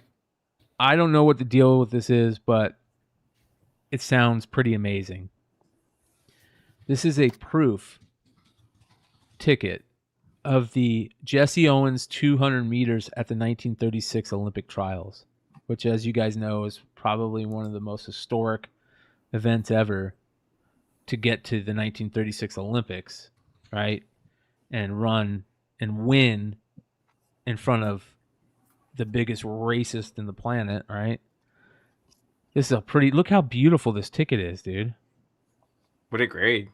So what's the deal with it? It's a real fucking ticket? Yeah, 1936 U.S. Olympic trials. So I think it's to get into the Olympics. Track and field where not valid admission. Yeah. So this is what they used to make the ticket, printer. I guess. Yeah. No, I read something about these. I can't remember what it is. Man. No, it's not. They didn't make the ticket from it, but it's something else. It was just like an unused like they didn't use it for anything. Like if you notice, there's no row or seat number on there. So Yeah. I think it just was like an unprinted ticket or something like that. Yeah. Where it's like uncirculated. Yeah. Yeah. Okay. Sold for $1,000. It's just graded a full and authentic. It didn't get a number grade. They take forever to grade tickets, man. It's ridiculous. So long. Yeah. So long. America's Best Comics #1. This is an absolutely beautiful comic book. Absolutely gorgeous, man. Sold for $4,000. Just beautiful, dude. Wow, that's nice. Yeah. I mean, the cover is amazing.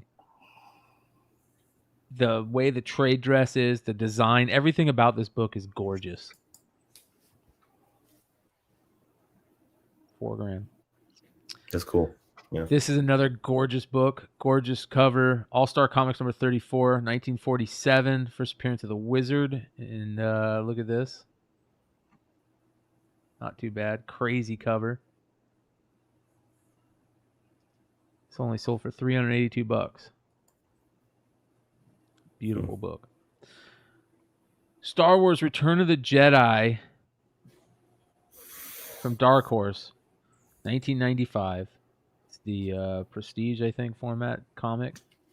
Signed by David Barclay, Jeremy Bullock, Anthony Daniels, Peter Mayhew, Ian McDermott, Mike Quinn, Tim Rose, Deep Waugh, and Billy D. Williams. Look at all these signatures. $700. Still a 9.8 too. Seems like a lot of work for only $700. I agree. All right, I feel like some of those signatures don't even cover all that, right? Yeah. Like some of those names he read off, I was like, So this is absolutely gorgeous. This is let's see here. Wait, did you say Hamill was on that Return of the Jedi autograph? Like Mark So this Hamill? is Nightwing, page 3. Who is the artist for this? Blackest Night. All right. And this is this, who is this? Can you look this up real quick, somebody for me? Nightwing, page 3, Blackest Night. Nightwing, Blackest Night, Batman, number 3, interiors. Oh, I got it right here.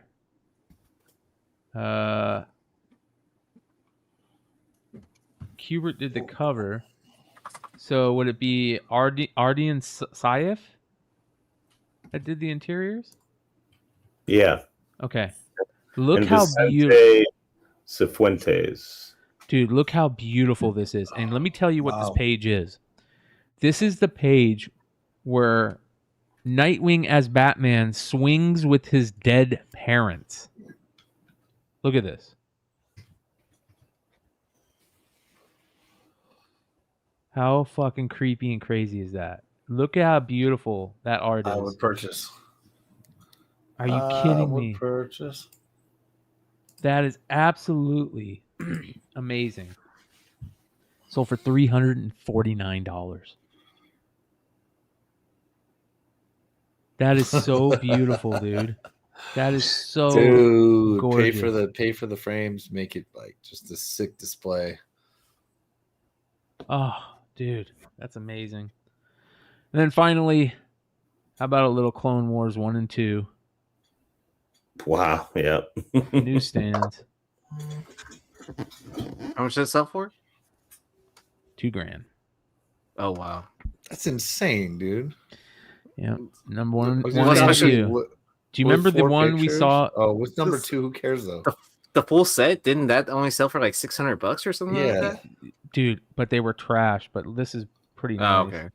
Yeah, pretty nice. A little whitening on that bottom corner. Yeah. $2,000 sold for. Nobody's gonna get this one. Somebody got it first, and that is the market report for October 18th. Nice. All right. right. All right. So what do we got coming up? We have got. We're going to talk about next week. We're going to talk about more video game stuff. Vinny's got a bunch of video game stuff he's going to be talking about here. So I really think that it's amazing to see the comic collectors that are jumping over to video game collecting now. We saw it for a little bit, maybe 2 years ago, maybe the beginning of the pandemic. We saw a bunch of people jumping into video game collecting, but there's a lot of comic people that are just so dismayed with collecting comics right now that they're just getting out completely and jumping over into something else. And a lot of them are jumping into, video game stuff. So, I mean, would that make sense to you though? Because I would assume like most of those people have CGC accounts already. And because it doesn't cost anything extra, right, to submit a video game. Yeah. No. Because it's all under that like umbrella. Because I remember submitting a coin for reholder because my dog got a hold of the case and put bite marks in it. And so I was like, kind of like, well, I'm glad I have a CGC account so I can just mail it to NGC and then, they'll do whatever. So if you get one, you get them all. Yeah, exactly. I had a comic guy ask me that the other day, and I said, I'm not sure because he suggested me. So whatever your login is for CGC, you can go into any of their websites and use the same login, and use the same login. Okay, but they're not They're not interconnected. You have to like go to CGC Video Games or CGC Comics or whatever. Right. Yeah. So like, if you're going on one website, you can't just like access the others. Yeah. Even though it's the same company, and most of their websites look all the same, anyways. Is it one login? Yes. Yeah. So your login carries over to all those, and then so if you have an account, you have an account in all of those. Yeah. Yeah, that's pretty sweet. Yeah. I got a bunch of books. Sean, I'm going to be sending you some books to press whenever. You don't have to rush to get them. They'll just be books that you can take as much time as you want to get done, type thing. I'm going to send a bunch to you. I'm going to send a bunch to Hood also, just to start getting them out. So we'll be seeing those soon. I know we've all got stuff we're grading right now, so that'll be fun. It'll be very interesting. She's fast right now. This is my next card submission. CGC is fast. Is your it next card submission? Your no, these are all cards. No, these are all cards that are raw or in like one touches or whatever, and then those are one touches. Got it. Yeah. So like I don't buy one touches, but if someone has a card in a one touch and I'm buying it, I'm not gonna be like, oh, can you just put that in the top loader? Because I feel like 9 times out of 10 it's not even a card sleeve when it's in a one touch. Spider-Man 2 is Spider-Man 2 coming out next week? So when's that coming out? I think it's coming out the 20th, end of October. The 20th. The 20th. Okay. Yeah. Because I want those shoes. I want those 4D Ultra $200 20 shoes for no reason. That's what they cost anyway, though. Yeah, I know. That's why I'm justifying it. That I bought a pair a few years ago that I love. They're just gray with like, what do they call the neon green or whatever? Anyway, I bought those. I like the shoes, and I paid full price because I wanted them for the summer. So, that model of shoe? It was the 2 or 3 year go model, but yeah. Okay, yeah, because I like the design of the shoe or whatever. But walking around $220 shoes, I don't know.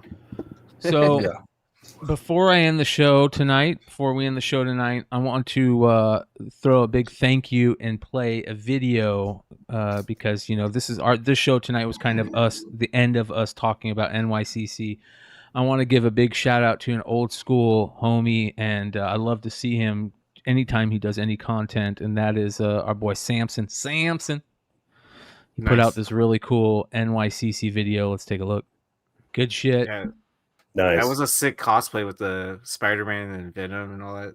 Yeah. Or with Venom and Yeah. Samson's a good guy, man. Good dude. Love to get him on more content, but great little video. I love when people do videos like that. Keep it up. We're out, you guys. We'll talk to you soon. Peace.